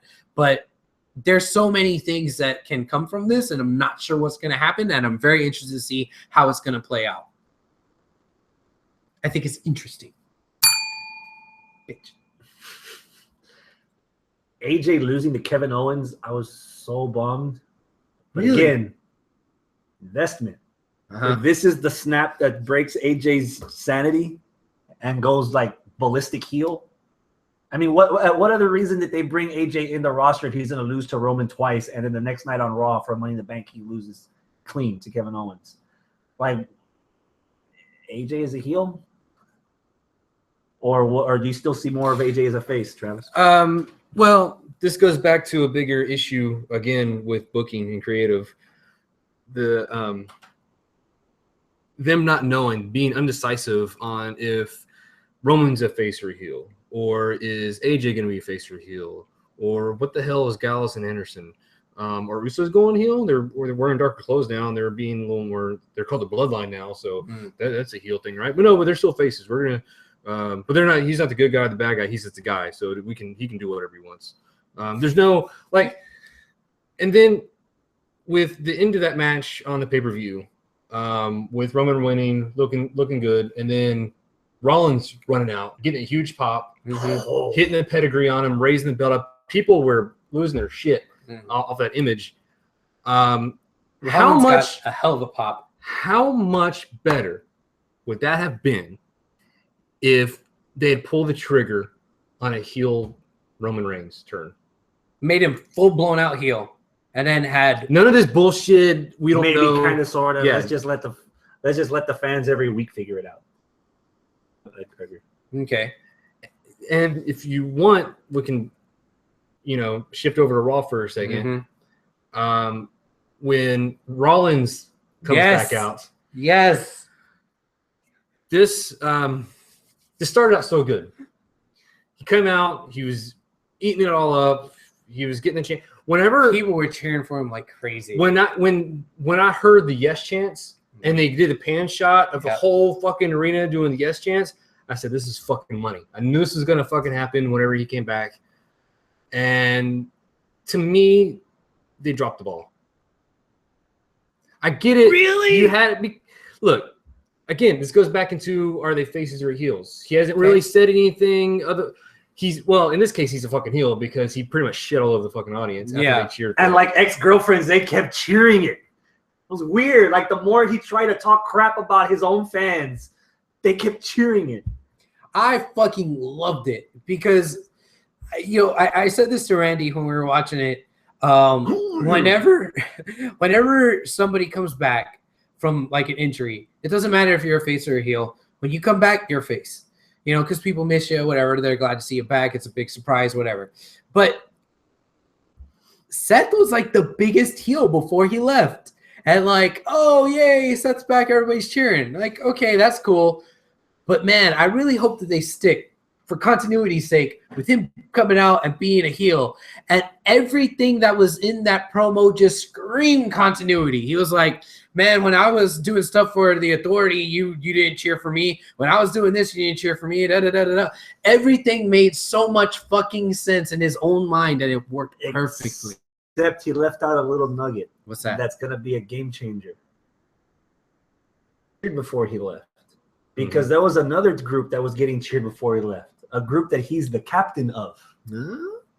And now that the New Day are faces, and they even welcomed the captain back on the roster, and everybody's cheering for Rollins. Not even put aside the fact that everybody hates Roman like terrorists. No, Seth Rollins in general. He was getting face reactions towards the end before he got injured. And now that it's so cool to love the New Day and everybody loves Seth Rollins and everybody fucking hates Roman Reigns. Let's put it all together in a nice 4 unicorn men and just put them together and go. Oh, you want him part of New Day? It's not a part of, but they kind of are already there. Before nice. Rollins left, they play nice. And like Rollins was pumping his chest up, walking with the group while they were playing the trombone. So that group's intact. And now that most of the group is face, fuck it, just dip in the pool. Just get Rollins. I'm not too sure about pairing him up with them, but I'm just saying, yeah, I do agree that he was getting cheers towards the end, even though his character was still a heel. People were already showing their admiration for him before he left. Case in point, when he came out, he won Superstar of the Year or something like that, and people were cheering. Like when he came out, people cheered for him. Yeah. So it's not just all of a sudden because he's back. I mean, this was happening before. Yeah, and again, I just think that's wasted money, wasted opportunity. So pulling the trigger on him for continuity's sake, being a heel was a waste. I'm not. Well, it's too soon to say. It's only been one show. I'm just saying they could have done something. I think the reaction that he got, because that makes sense for Roman and Rollins to be going back. But who's the face? Who's the heel? Who are we cheering for? Who are we moving for? I don't know. It's not even Rollins' fault because this was there were several mentions, even by Shane McMahon, that this was WrestleMania worthy. God, imagine that kind of audience, that kind of fervor in 110,000 people. Yeah. As opposed to, Triple H versus Roman. So the injury might have had a lot to do with it, because if we would have got this at WrestleMania 32, man, we might have had a different outcome. Even if Rollins lost, we would not have been how we are now, or how we were when 32 ended. So that main event's Money in the Bank. Okay. Well, it's a good thing it is the main event of Money in the Bank. Yeah. The other thing from Raw, I guess, is Money in the Bank qualifiers. I'm glad that we had qualifying matches because it kind of lends a little bit of importance to it. But you didn't like it, Travis? Oh, keep going. Well, no, I mean that's pretty much it. It just makes it feel important that you had qualifiers. We already mentioned AJ versus Owens. What do you guys think of that match? I liked it. I knew it would be as soon as I saw the graphic on the screen. It was AJ and Owens. I was shocked as hell that Owens got a clean win over him. Yes. Yeah. I did not see that coming at all. Well, AJ had booking wise, AJ had a rougher match than Owens did. For where? Yeah. So that's the only security blanket I had to give it. But I was still shocked because oh man, I still want to see AJ in the title picture. I just wonder where this is going for him, because now he's not even in the title picture at all. He doesn't have a chance for Money in the Bank. So. And how did Raw end? What was the last image you saw on Raw? It was Owens, right? AJ on the ramp going like this, frustrated, pulling his hair. Oh, well, I mean, that just... I would break up the club, and in 2 bad days, heavyweight title loss, Money in the Bank loss. Man, I don't know. And that picture of him going like this. Like, I should have stayed with Dixie. No, it's not that bad yet. Oh, yeah. He's getting paid. Yeah. Oh, yes. What about Zayn versus Sheamus? That was pretty good. I think all the matches were solid. I don't think anything was blow the doors off the car. As they shouldn't be right now. Yeah. Ambrose Nichols? Good. Okay. Y2J against Apollo? That's my issue. I have an issue. Maybe we have the same issue. I have an issue too. Oh, do we subscribe? All this time, we've been hearing new eras, the new stars of the WWE. Oh, not my issue. Okay. We have, who are the other matchups real quick? Okay, we had Sami Zayn against Sheamus. Okay, who's the new guy? Sami Zayn. He won. Yeah. Okay. Cesaro against The Miz. Ambrose versus Eagles. Ambrose. Owens versus... Huh? Well, yeah. And Owens versus AJ. Well, technically both of them. Owens, he's part... I mean, I would still say Owens is part of their crop of new guys. Yeah. And then on this match, Jericho wins. Mm-hmm. One of these things is not like the other. Mm-hmm. I was assuming... It's a black and white thing. Oh, shut up. I was assuming that we're going to see for the first time, we're going to see a Money in the Bank match where it's going to be all new competitors. Yeah. For the first time, we're going to have, this is going to be a, you want diversity, you want new matches, new talent. Here you go. You got the best of the best in this ladder match. And we get Jericho. Nothing's wrong in just getting Jericho, but when you're trying to promote and push this new concept that you're doing of this new era and new superstars, new matchups, new everything, you throw in an old guy. Yeah, and nothing again. I mean, I like Jericho, but come on, dude. I think everybody can agree. Like he doesn't have the same jump in his. What's the phrase? He ain't no spring chicken. There you go. Yeah, he's. I don't think he can keep up with the other guys. Okay. What's your complaint? Maybe we have the same complaint. Maybe. My complaint is earlier in the night, you had Apollo Crews get jumped by Sheamus because Sheamus doesn't like the new era people, whatever. And he got knocked the F out. Mm-hmm. Okay? And then he comes out, all smiles, doing his pose. And how does he do it? Yeah. And he just walks on out to the ring, big old grin on his face, and he starts to wrestling, and no fucking selling whatsoever of what Sheamus did to him. If you tuned into Raw and you didn't see the first half of Raw, you would have never known that Sheamus laid a beating on this fool. Chances are, if you're watching it 2 days later on Hulu, you probably won't even see it. So don't worry. So it don't matter. But he lost anyways. He lost. But he didn't fucking sell it. Like, if he had lost to Jericho, the beating that he received from Sheamus, maybe it would have been a little bit better for you. Because here you're like, oh, man, Jericho just won. And da-da-da-da. Well, yeah, but if Apollo Crews limped out there, and like barely was able to wrestle, and Jericho just took advantage of a guy who was already hurt, that would have been a little bit different. Right. But that's how it should have been, but it wasn't. He went out there like nothing happened, fresh as a daisy. He could have done one small thing. And it would have been flawless. Do that while you're tearing a Sheamus shirt. Oh, to give an FU to Sheamus? And then walk around like, this white guy didn't do shit. That could have been a different direction if they would have went in. And then have him beat Jericho and be like, I took out Jericho despite the fact that Sheamus beat me up. Come at me, bro. Like, yeah. And then have Sheamus and Apollo feud for their open spot. Yeah, but no, that's not how it happened. That was my gripe. That was what your gripe was? Okay. Well, are we winding down this? That's it, man. Okay. That's everything. Well, one last thing. SmackDown. U.S. title match, rematch. Rusev against Kalisto. Yes. IC title match. I'm surprised nobody complained about this so far. For all the crap that Cesaro's been screwed out of the title twice, and then he cleanly beats The Miz on Monday, well, he gets a title shot. Problem is for the IC. Sure, why not? That's it for SmackDown. All right, Portia. Anything that the what are we gonna call these guys? The peoples? Our peeps? No, that's too much gimmick infringement. Our dingies. Our dingies. I said people. Just people. Just people. Fuck them. People. Fuck them. You're just people. So much for the lecture about being nice to the people. Yeah, I know. I got my ass chewed out. Now Travis like, all right. People saying.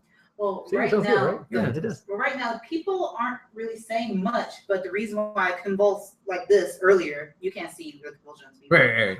She was convulsing. Seizuring. That's the correct term. 22 minutes ago, Eden, we wish you best on your future endeavors. Oh, Eden is out. And well, she didn't. She was that ask for her release, or was that a hey, F you, get out? Granted. It was just granted. So she asked for it. So she asked for it. Okay. Okay. Well, there goes Eden. No loss. I didn't really like her anyways. Aw. I didn't like the way she announced some of the names. I'm sorry. I don't like. Oh, wrong one. Oh, jeez. I don't like the way that she announced Kevin Owens. Kevin. Ooh. She was trying too much to be like Schimmel. And like whenever we had Divas, she's like Divas match or whatever, however you say it. Yeah. Other than that, I really liked her, but it was very pretty. She's very pretty, yes. But yeah, okay. Well, hopefully, Team Rhodes will do good in the Melissa Santos. There might be an opening. She looks better. Okay. Is that it? Shall we take a break, or do you have something else? No, breaky time. Breaky. All right. Breaky. A quick break. It's already 9:30. We're gonna break. So don't go nowhere or whatever. Yeah, break. There you go. That's for podcast purposes. You stay there. You'll get some B-roll, some nice behind the scenes. We ain't got time for that shit. Well, I gotta. Well, hurry up. Vámonos. Okay. Ponte las pilas, pendejo. Hey, can you save it? Hell, I can't even remember to press record. You're gonna put me to save it? Right. Jesus. I forgot to hit record. Hmm? I forgot to hit record. I know. I pointed it out. I know. Yeah. But we were on a good roll. I didn't want to stop and start over. Uh-huh. You're so thoughtful. Kudos, man. I liked your episode of Prometheus. Yeah. Yeah, I was down in the dungeon today, the drive-thru, and I heard the whole thing. Too much original script talks. Like, I don't care. It's like, it's like, hey, look, I'm a badass, and I'm a geek because I know the original script, and Travis, you don't. Oh, that's Do you remember? Do you remember? Because they were supposed to do it, but they didn't do it. But I know about it, so I'm going to say it so you don't look cool. Sounds like somebody's trying to be like me. Well, I don't think we have to worry about that. I don't know. Go ahead and type for me. What do I type? Don't act like you haven't done it before. I never typed it before. The date, Oh, 2016 underscore. I've never done this. Oh, fuck's sake. 2016 underscore 05 Underscore. 23. Is it 20? It's 24. 24? Okay. And then A. Oh no, wait. A. No. It's one letter. A. There you go. And click. There? It's not going to be on the raw file? You're doing all right. Go ahead. He'll find it. He'll find it. Yeah. Don't worry. He's got to do the YouTube thing anyway, since. Yes, and somebody didn't hit record.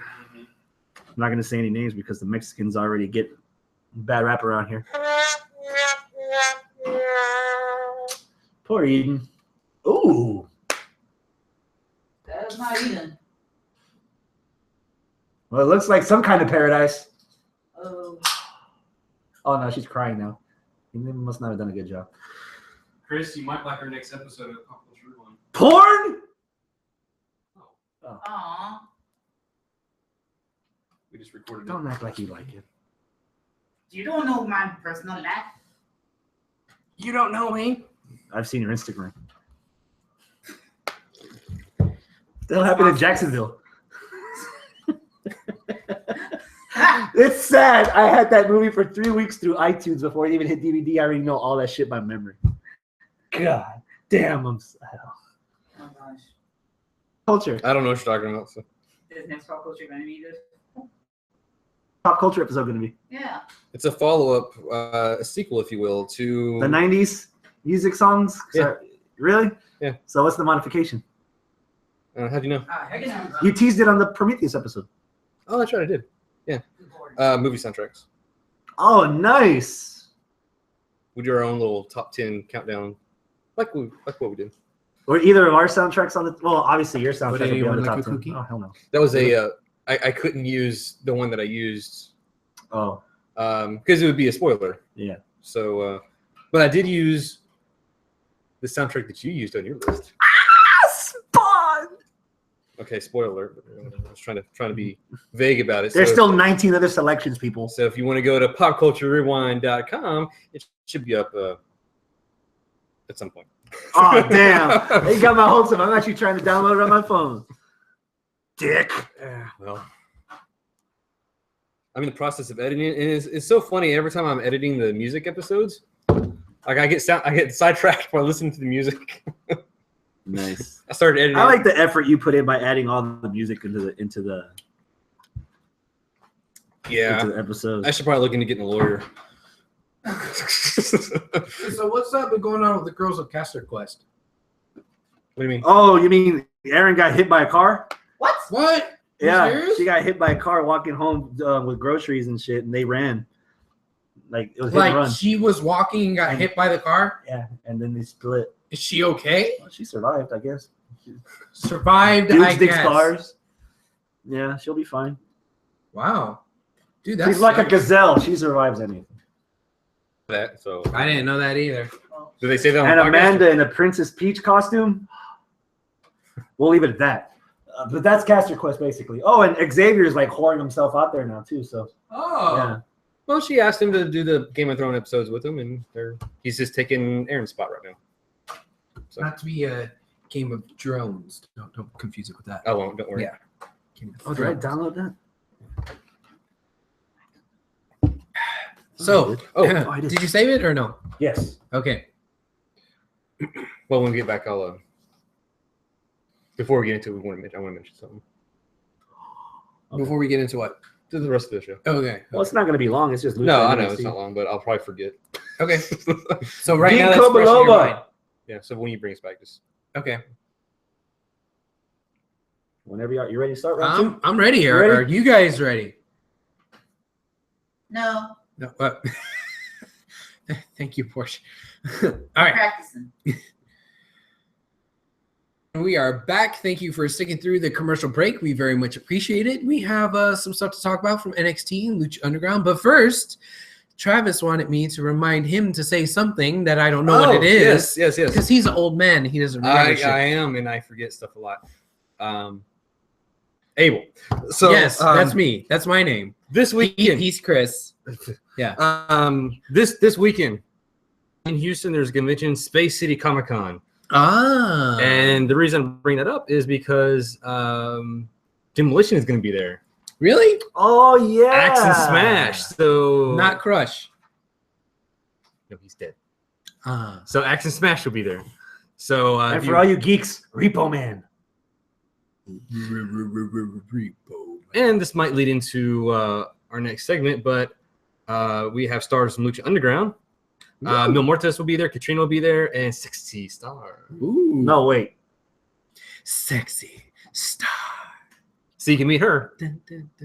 And I don't know if you're going to be there, but I'm going to be there.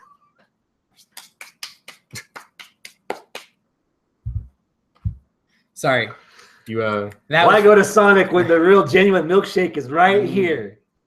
That was a YouTube exclusive there. The sad thing is you're saying sexy when you're doing that. Yeah. It's disgusting. Mm-hmm. So, but I'll be there Saturday and Sunday. The podcast listeners are missing out on that. No, they're not. So Saturday and Sunday, it's George R. Brown Convention Center, I believe. So Space City Comic-Con.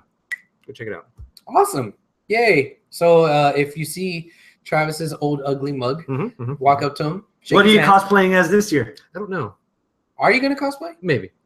I haven't dust off the Marty McFly vest. I've done that a few times. I don't know. What about the Cobra Commander? That was good. I really like that one. Yeah, man. I'm Angry white guy? I do that every day. He used to be Clint Eastwood. I'm actually Mexican. No, but it's that explains everything. He's mixed and he hates the full bloods. That's why he hates us. I'm an 8th German. I am. It's true. Oh, because I like chocolate. I'm half German too. Chocolate? What? Chocolate. Germans a lot of chocolate. But they also like sauerkraut.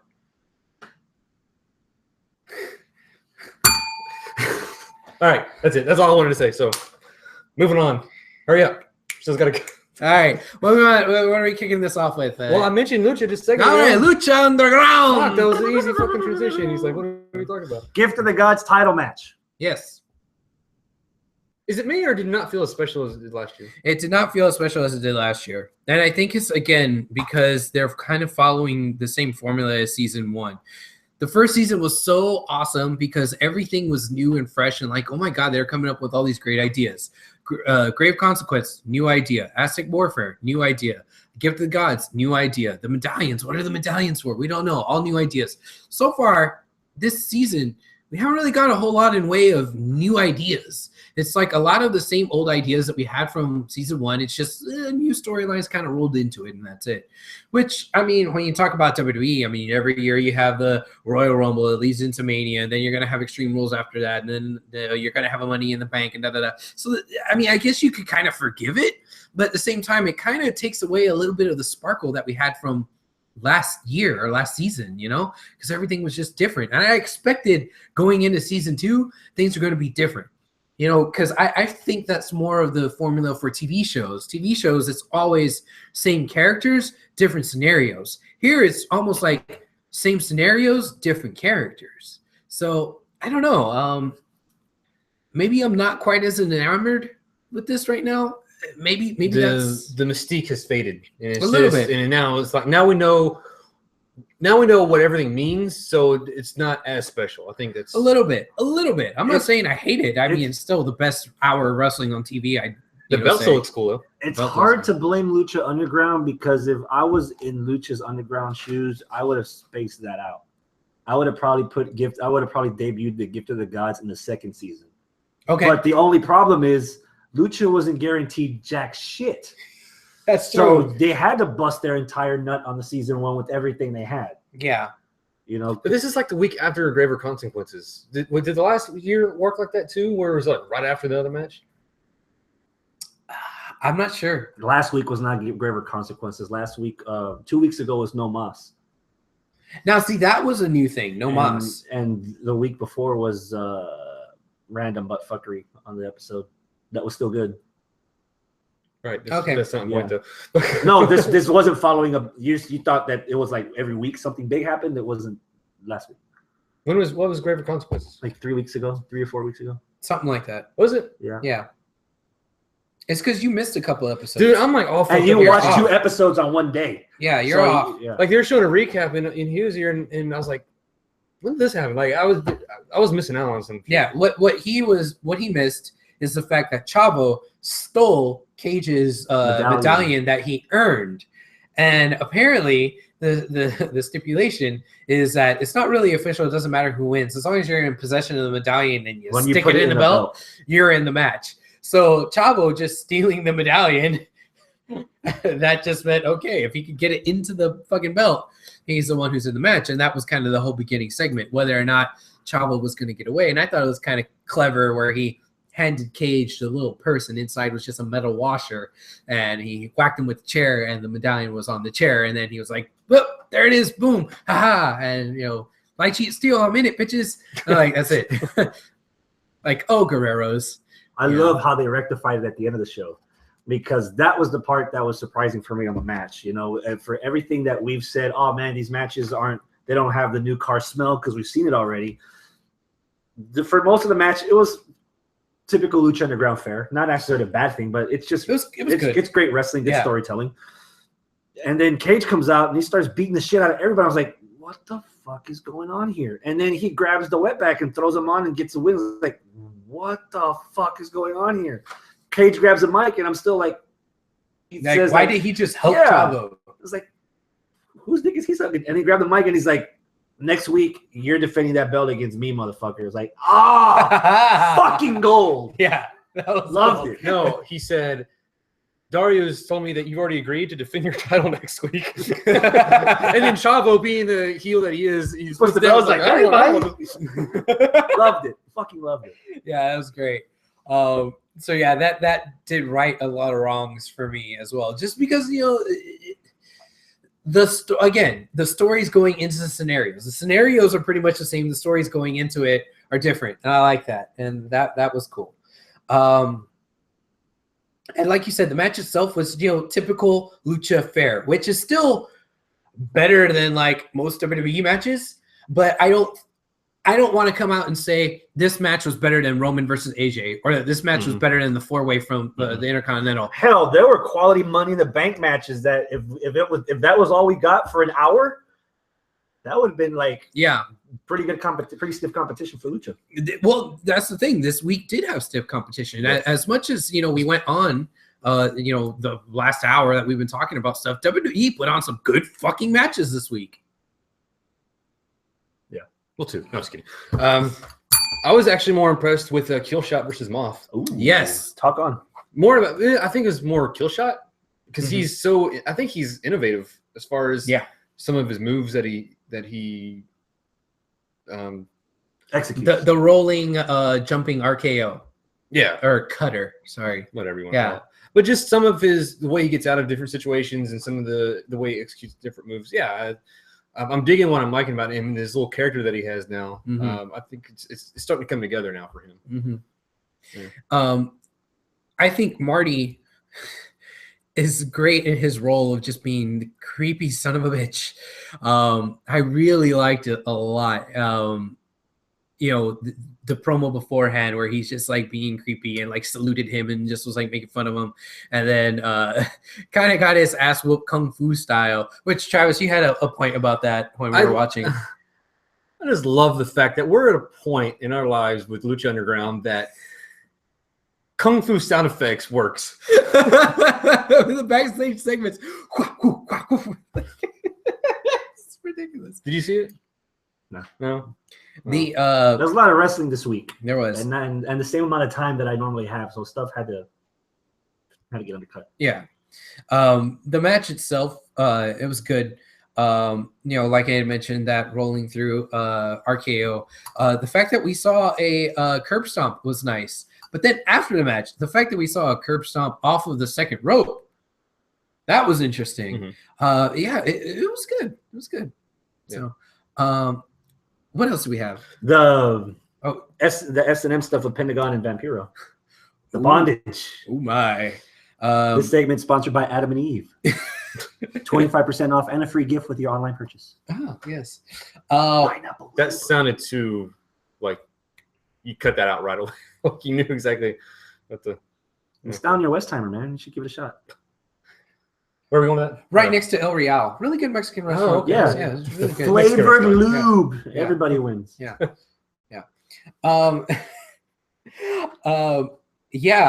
When I saw Pentagon, they kind of zoomed in on his face. So you didn't really know what's going on. And he's like wincing in pain. I'm like, oh shit, what's happening to him? And then they had like other close-ups where you're not really sure what's going on. You hear Vampiro's voice and like, what the fuck is happening here? And then they kind of finally pan out. And there's Pentagon strapped up to this thing where he's just hanging and total bondage. I saw some of the clip. Like Mary Shelley's Frankenstein, the body's about to come alive. Yeah, and then Vamp is just whacking away at the dude, and I was like, "Oh my god!" Was it kung fu sound effects? No, it was. Oh god, it was something else, and I would have preferred that. Did you go to bed happy that night? And that next morning. But no, man. This was Randy's how to, right? Dear. So let it be done. You're forgetting one point. What's that? He still has the hot wax. So that's apparently the foreplay. The wax was still on the mask. That was a nice little detail. But yeah, apparently. Really good foreplay. Yeah. They're in some kinky shit. Just waiting for the batteries and the jumper cables. Yeah, snip, snip. Oh my God. Vampiro said something where this kind of piqued my interest here. He said, everything else didn't. Shut up. Ian thinks he's peaked for the whole time. Ian thinks he could have controlled me with those pills. Trav, what were we saying about that? Apparently, this is like full on multiple personalities now for Vampiro. Straight up. Like now we have Ian and we have Vampiro. I guess that makes sense. That's the only way you can, I guess, justify the fact that Ian is sitting in commentary with Matt Stryker and has no recollection of what's going on. So. I guess, if that's true, then that makes sense. And apparently, this is his way of training Pentagon to go up against Matanzo. I don't know what kind of match he thinks Pentagon's gonna have. This was an awesome trailer for Star Wars Episode 8. That's the Knights of Ren right there. What? Tied up, bondage, wax, the Force, the dark side. Ooh, how you doing? Couple haters. I couldn't help but laugh and think about you when he was to say that couple of haters line in the ring last night. Like, oh my God, fucking Abel. Yeah, well. God damn it. Oh, go ahead. Oh, I was gonna say, I know we've already talked about that match. The Gift of the Gods. Yeah, Gift of the Gods match. But there was one spot that I wanted to point out that, again, I've mentioned this before, but the commentators doing such a good job of just giving that 10-second, that little not, something. When they started going out to the floor, and then one guy got on the rope or on the top turnbuckle and jumped off. I mean, you can see where this is going. You know they're gonna start doing that because we've seen it just about every luchador match. We've seen like multiple people jumping on the top turnbuckle, and Stryker, he says, "Okay, we've seen this. I think we know this is going. And he actually tried to explain why this happens. He said, we've seen this happen several times. And he says, every luchador in that ring, they have such an ego that they just want to try to outdo the last person. And I was like, that's fucking brilliant. Like, yeah. It's something simple. This is literally just tell us something. You might have never even considered that explanation until somebody explained it to you. Well, not for that particular. No, me as a watcher, sometimes I do get like, why do they fucking do that? Like, like you're trying to win the match. Like, come on, why even? But like, if you say, hey, look, these guys just have egos and they just want to outdo each other. They want to win, but they want to win with style. And they want to show they're better than the other guys. If one guy can do it, then this other person's going to do it. Yeah. And as he was saying that, which is probably closer to the truth than anything else. Yeah. And then as he was saying that, Joey Ryan was going through the top, and he's like, look, and he said, hey, look, there's Joey Ryan going, and he didn't do that. Yeah. So even Joey's trying to get into it, So they were even throwing what was going on in the ring to his explanation. Yeah. Perfectly. It's good stuff. Yeah. One last thing that happened is there was a match that involved Cobra Moon and Daga and some other people, and I don't really know. Sagrada. Yeah, that was the same match with him? Yeah. Okay. Yeah, the beginning of the match. The guy that Famous B manages. Yeah, Famous B was out there doing his thing with Mascarilla Sagrada, and that was fun, and that was cool. Dude, his necktie has 423 get fame. 423 get fame. Yeah, that was good, but the match itself didn't really keep my attention. But something did it fall a little short? But something happened in that match that was kind of unexpected. I mean, we talk about the S&M at the end of the show, but there was a little something going on in that match too, where basically Cobra Moon, who is the snake, tried to go for Daga's snake. She kind of shoved her face in his crotch, like she wanted it, and it was. She would have loved the last episode of Game of Thrones. Oh, oof. And it was kind of weird. But then she beat. Was she the one that beat? Somebody didn't watch it. Oh yeah, you didn't watch it. I think she got Mascarilla Sagrada in a pinning predicament, and instead of getting the pin herself and getting the win, she kind of just gave it to Daga and let him pin. And she kind of just went off into the corner and posed and was like, ooh, touching herself, and was eyeballing Daga. And Daga was like, what the hell is this bitch up to? What's going on? He was a little freaked out. But it was interesting. It was different. So, I don't know. We'll see where that goes. Ta-da. NXT. NXT Neighborhood. Do we have anything, Portia? Oh, yeah, from the last half hour we're talking. Yeah, all that stuff we said. She went through all about the erotic talk that Chris was talking about earlier. What? They were enthralled with Chris's erotica talk? The Adam and Eve spot. Oh, my. What did you start over here? Well, shut up. I'll share a link to my fan fiction. They're not sponsors. Shut the hell up. Give me a week, and I'll make it happen. Your erotic friend fiction? Yeah. Is that the poetry you've been working on? Oh, Lord. I'm sorry, Portia, what? There is at least one question. I'll answer it for you before you even ask it. Duralast. It's a lifetime warranty, so whenever the battery goes bad, just take it back to AutoZone. They'll give you another one with the cables. Yeah. It works. Also, MVP. Let's see. MVP? I'm not that good. Shut up. You think he's returning to Lucha Underground? Anytime soon? Wasn't he was supposed to, but then he said something. He spilled the beans, the spoilers. Yeah. No. We all had the what the hell face because it's MVP. Is fuck it, bring him to reality wrestling. Okay. NXT. You were worried about Austin Aries being under the radar. Mm-hmm. His tag match with Nakamura. I liked it. Explain how. Yeah. Because here's a guy. This whole tag team match was brought up because they're basically starting to fight with Austin, and he's like, the Sweet Boys. Regal was like, okay, find him, get a partner, and go fight him. So this week he's all, cock the walk over here, just walking down. He's like, okay, here's my partner, and then fucking Nakamura. Yeah, one hell of a partner. Yeah, asshole. And as would be expected, Nakamura may have outshined him just a little bit in the match, even to the point where Austin, if you watched Austin in the end of the match, he went to go tag in or something, and Nakamura just kept on going, and he got the pin. And Austin kind of looked like, Like, what the hell, bro? Yeah, you didn't tag me. Yeah. This was a tag team match. If this is going where I think it's going, this is definitely going to help Austin Aries. I'm definitely seeing a heel turn from Austin going against Nakamura in a good one-on-one feud. Ooh, A rivalry? I think so. Ooh. If they're smart, this is money. You got two internet darlings right here. And you like money. I do. Yeah. I don't have any, but I like it. When you see it every now and again, One it's answers nice. the other. He doesn't have it. That's why he likes it. Yes. Yes. So what was I think these two take over. One-on-one match? Hell yeah. Austin Aries is a heel. We've seen what happens. Aries is a really good heel. He's a natural heel. I missed that pendulum elbow drop. I hope he brings it back as a I missed that douchebag. too. Yeah. He's like, yeah, you want it? Fuck you. Maybe maybe eating bananas will turn him heel, and he needs his replenish All that his potassium. all the potassium. Yeah. Yeah. Yeah. What do Japanese people eat? Riboflavin? I don't know. Riboflavin. It sounds Japanesey. Sounds like robots. And then the other big highlight, Jax against Bailey.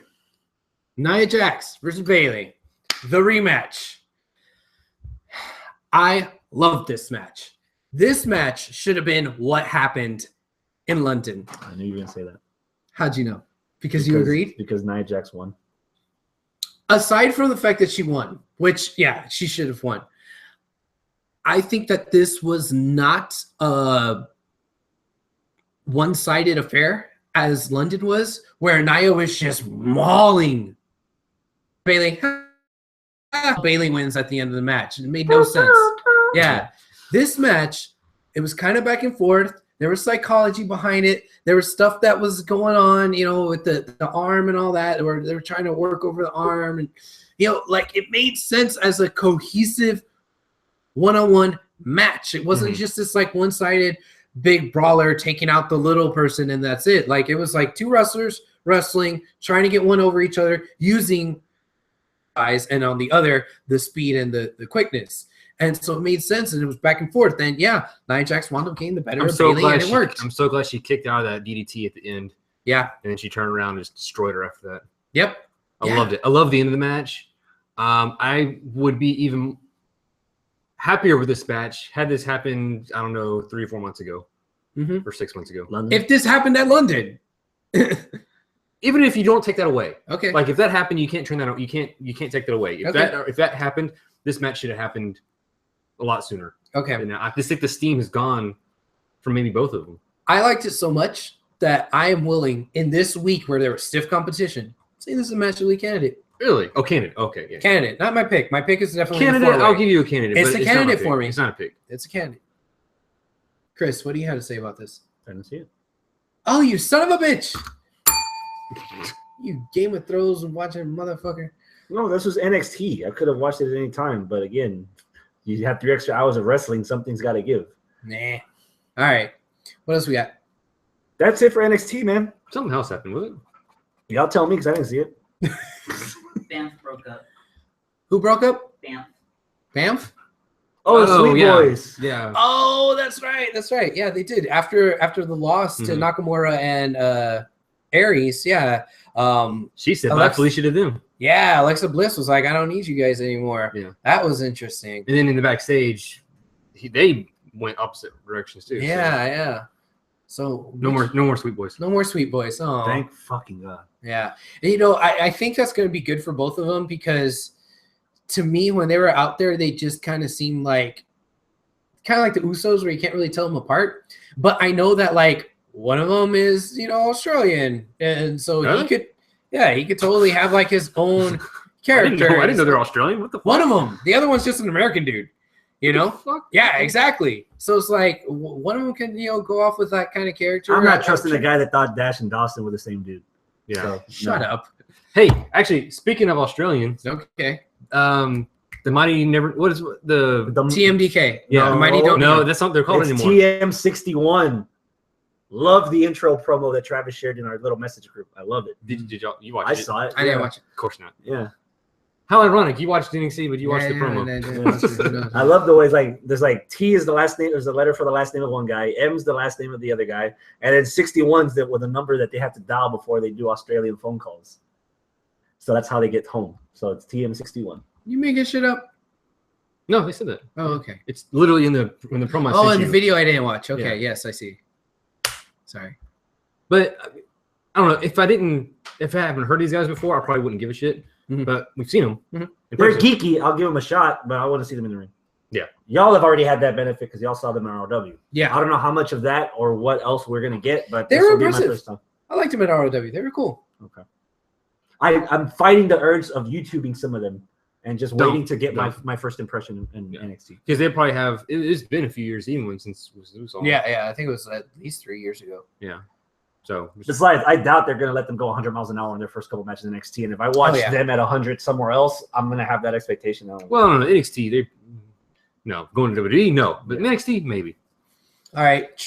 Chris, you said that you had something on the notes about TNA. Were you just pulling my chain? Oh, yeah. That's just fucking with you. Oh, you son of a bitch. Actually, before we call it a night, ROH did something interesting.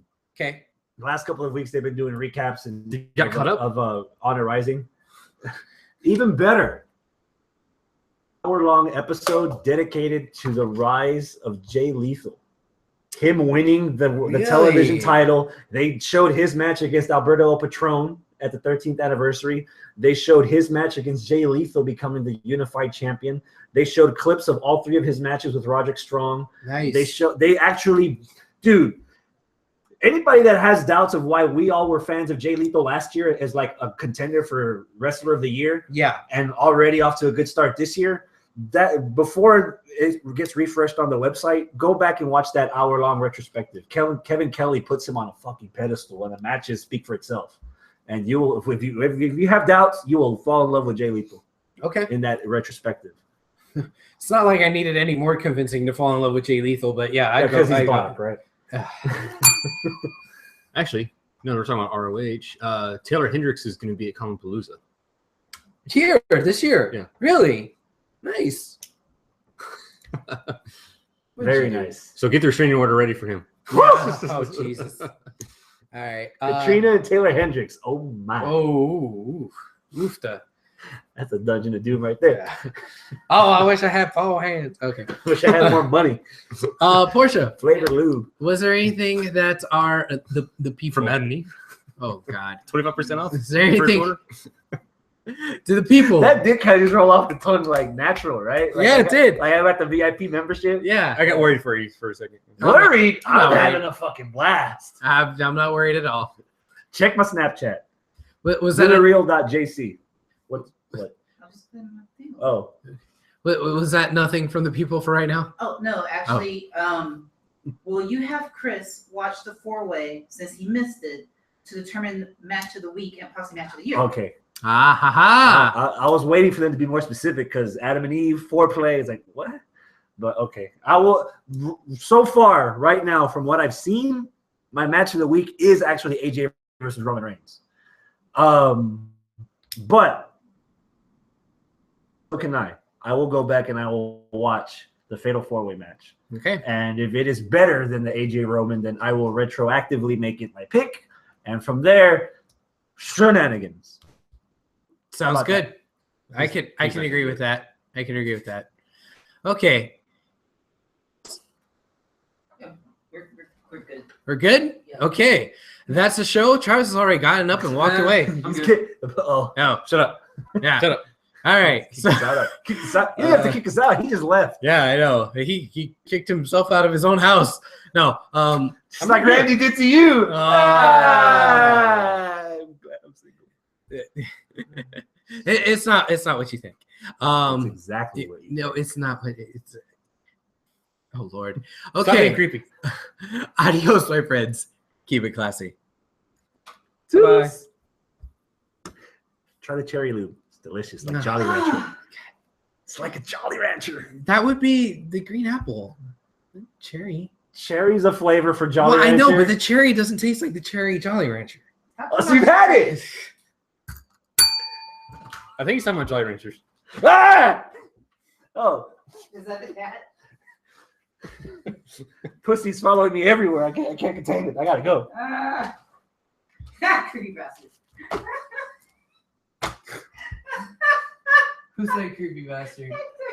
Hector called you a creepy bastard? I'm gonna buy you a beer when we meet, Hector. Not that I'm gonna pick you up at the bar or anything, but I got you, man. Give him $20, you will. Unless you're heavy, I ain't carrying any fat asses. I'm sorry. Let's get out of here. Where did you save the other file? Where Travis told me to save it. Okay. We just clicked on save. Oh, crap. You know what? I don't even think I really need the other file because it's incomplete anyway, so I'll just have to pull it off of here. Stop! It took him 4 hits for him to complain. You're still broadcasting, so fuck it. You want to do some S&M on camera, Abel? No! And with that, route, I'll gag you. No! Help us, please.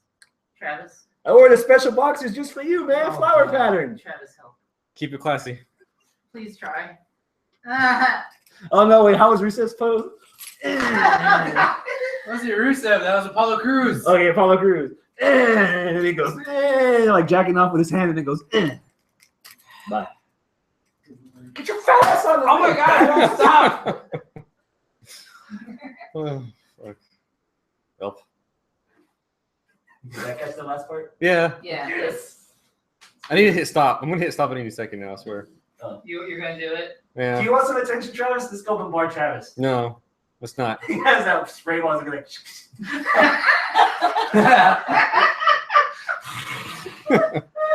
You think I'm kidding? no, I'm not. Oh, no, not. All right. Bye, everybody.